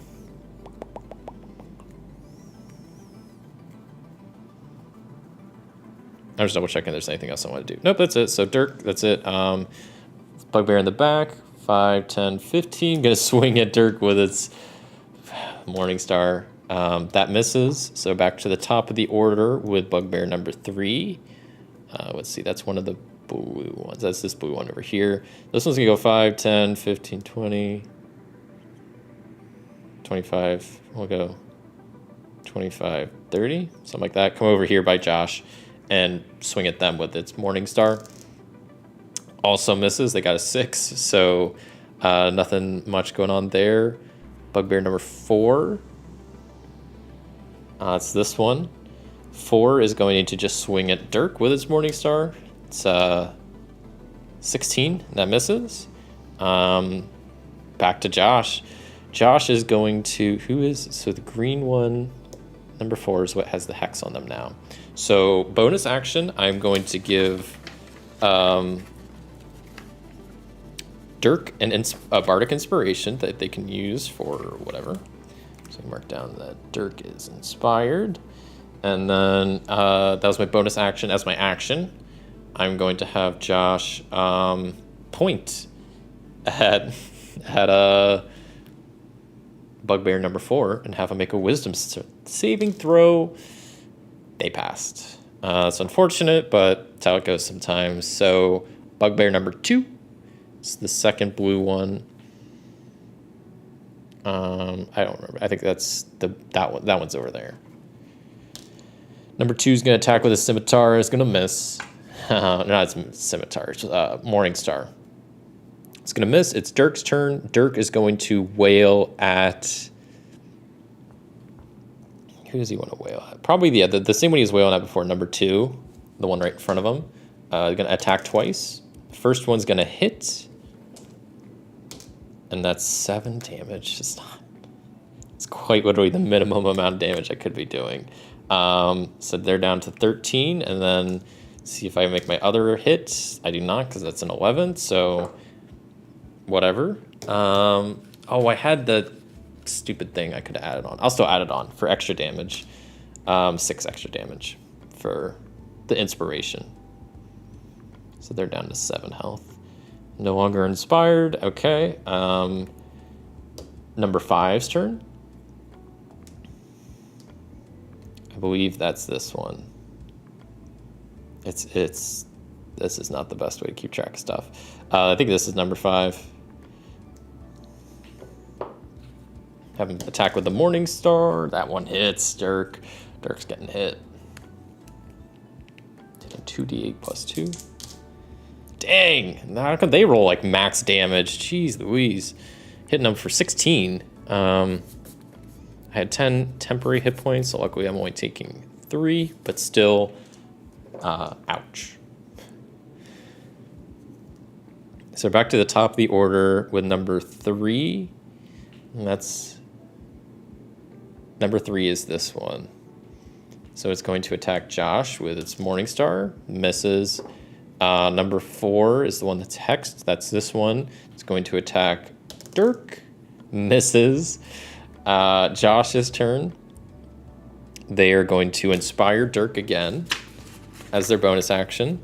And then action, they are going to attack this guy, make him do another wisdom saving throw for Toll the Dead. Toll the Dead works, so they get their 2d12 plus the d6.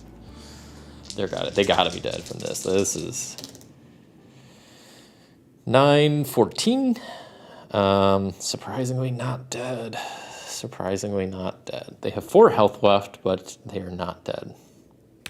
So that bugbear is still alive. That's it for Josh's turn. We're on to bugbear number 2. That's this one. Whoops. This one up here in front of Dirk. That one's going to attack with its Morning Star. That's going to hit. So Dirk is taking, what's that, 8 damage. Down to 35. I do have my, second wind I can use at some point, but I'm not too worried about it. Okay. So that was that one. It's now Dirk's turn? I think so.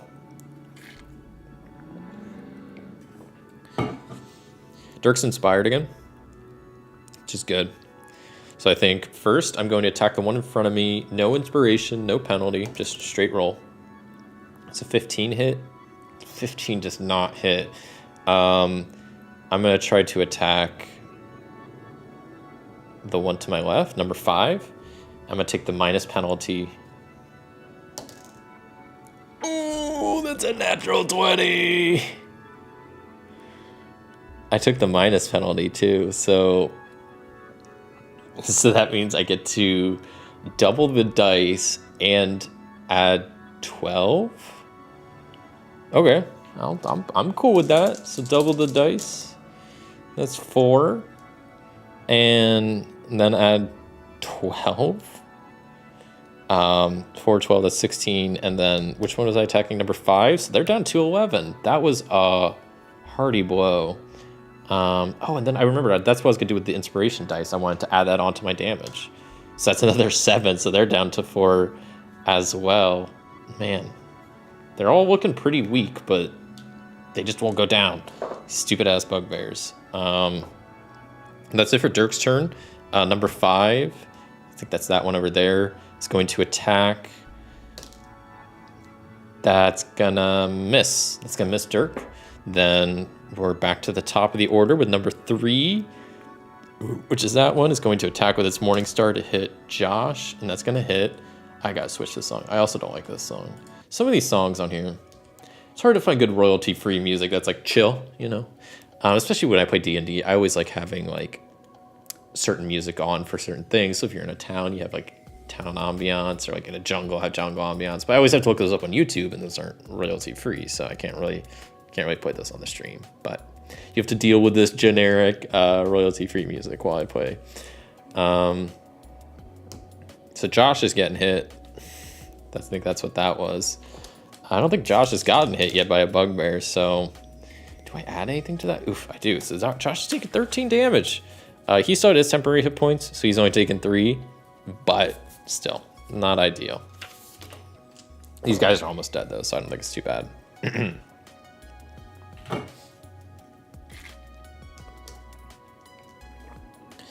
So this one's going. It's probably going to attack Dirk, because why would it not attack Dirk?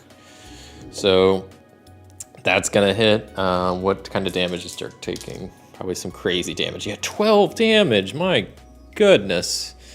They're down to 23 health. This is looking kind of rough, but I think we'll get through, because it's now Josh's turn, and Josh is just going to wreck shop. He's going to first cast Toll the Dead, pointing at that bugbear that he has hexed. That is a 15. They don't save because they add +0, so they pass. They've got to be dead. This is 2d12 and a d6. They have to be dead. Please die. Yes, okay. I rolled very poorly, but it's still 7 damage was enough to take it down. So this one is dead. Bonus action, I'm going to inspire Dirk again, because I just want to keep literally doing that every time. So let me jot that down, and that should be Josh's whole turn. So we still have 2, 5, and 3 bugbears left. Which one was that? 4? This one is dead. So yeah, bugbear number 2, which is this one, is going to attack Dirk. Let's see if it hits him. Ooh, a natural 20. Yeah, that's going to hit. Double damage. Dirk. You're going to go down, my guy. Why are they always rolling like max damage? 8, 16, 23, +2. Dirk is down. Dirk's unconscious. But since they are an orc, they have relentless endurance, so they aren't fully down yet. They're just down to 1 HP instead. That was close. I forgot I had that. I was not expecting him to crit and roll really good damage. Oh, man. So that was that one that just went.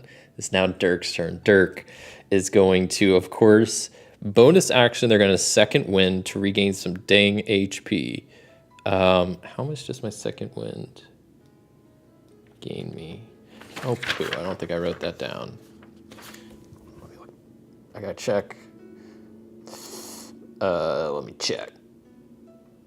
Oh, this isn't what I want. This is bad. Let me see. Sorry, I just want to see how much my second wind heals me for. So it's a D10 +5. Okay, good to know. Probably should have known that beforehand, but hey, here we are. So D10 +5. That's gonna be my bonus action to heal up a bit, so I'm not right on death's door here. So that's 11 damage I'm healing up, so I'm back to 12. And then, yeah, just taking 2 swings at, who's weakest? Number 2. So the one right in front of me, I'm going to attack first. +7, 16. Does a 16 hit? I forget. Does a 16 hit? 16 hits, yeah, that's their AC. That hits, so I will do my D8 +6. It's 11 damage, so that knocks out that one. Yes. This one's gone. Second attack that Dirk's going to turn over to this bugbear and try to take a swing at them. Dirk's going to miss that one. Can't win them all. Well, that was 11. Let me see if I can add the inspiration. That does hit. So, cool. That actually did hit. 2 plus, that's 8. 2, what is this, the green one? That one's dead too. So it's just one left. So that's it for Dirk's turn. So we're now back to this bugbear. They're going to attack Josh. Josh is going to get hit by the Morning Star and take 5 damage. I guess not. That's not terrible. So yeah, 5 damage to Josh. And back to Josh. Josh is going to bonus action move their hex to this bugbear. And as an action, cast Toll the Dead. Make a wisdom saving throw. They failed, so they're going to be taking 2d8 plus the d6 for the hex. So that, oops, that was a 4. So 7, 9 damage. So they're down to 18. And that's it for Josh. Now to Dirk's turn. Dirk is going to go 5, 10, 15. Come over here and just swing at this guy with his great Warhammer. 10 misses. Ooh, another natural 20. Okay. Jeez.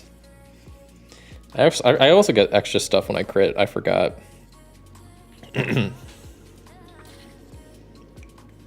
Oh yeah, once I crit, attacks have advantage against it. Well, whatever. I kind of forgot that, but that's going to crit. So I get to do 2d8. So that's 7 plus 6, 13 damage. They're still alive. They got 5 health left. They survived Dirk Funk. But it's back to their turn. They're going to swing at Josh. They're going to miss. Back to Josh. Let's see if they can finish this up. Yeah, bonus action, move the hex to that guy if it wasn't there. And then I already have the hex. So just pointing at them, wisdom saving throw, they fail. This has got to be the end. This is 2d12 plus a d6. This has got to be it. They only have 5 health. Yeah, they took 13, so they are dead. Bugbear goes down. Out of initiative. Dirk and Josh survived. Honestly, barely. Bug barely survived. That was pretty close, but that was a deadly encounter. They survived it, so that's cool. And yeah, they managed to get the rest of their way. They managed to get to Dusty Cicado's place. They deliver the 1,400 pounds of aquamarine gravel. And yeah, surprisingly, they don't encounter anything on the way back. They arrive back at Food and Friends, deliver the wagon back, and get their payment. And yeah, that's, I think, where we're going to end the adventures of Dirk Funk and Josh Smith today. So yeah, thank you so much for watching. If you enjoyed me playing D&D, I know this was very, I don't know, beginner level. I don't know, I have, this very hand-drawn, I was playing it by the books, but I mean, with solo D&D, you really don't know what's going to happen. You could plan stuff, but the whole point of it is just to kind of have random stuff happen. But I had a lot of fun playing this, so really let me know in the comments if you enjoyed watching this, if you want to see me play more D&D, if you'd rather have it be more structured, less structured, if you'd rather see it in like video content, like a video form so I can actually like edit stuff, or if you'd rather just see live stream so you could like participate. Definitely let me know what you think of this. But I had a lot of fun playing this today and seeing what Dirk Funk got up to and all sorts of other crazy people. So what did we end up with? So Bri, they got their job. Bri lost their job. They quit because Duncan wanted us to talk to Bri. Yeah, and that didn't work out. Duncan Cocker, yeah, they came in. Someone from Dirk's past that needed help. You got Dusty Staccato, who we delivered the gravel to. Mr. Freebus, who took Bri-Bri's position. Gopher Bone, who was taking over the Clown Motel to work while Manny was playing in the Three Dragon Ante tournament. We had Hoyt Herringbone, who was the Traveler at the very beginning. Who, what did he do? He did some crazy. He was just showing up. Hoyt, and then we had Jack Maniaci, of course. That was the priest that attacked us. That was part of the Pygmalion gang. So lots of crazy stuff happened. I really enjoyed throwing in the Longmont Potion Castle names and references and whatnot. But yeah, I had a lot of fun. So if you enjoyed this video, a like would be greatly appreciated. If you want to see more content from me, then yeah, feel free to subscribe. But thank you so much for watching.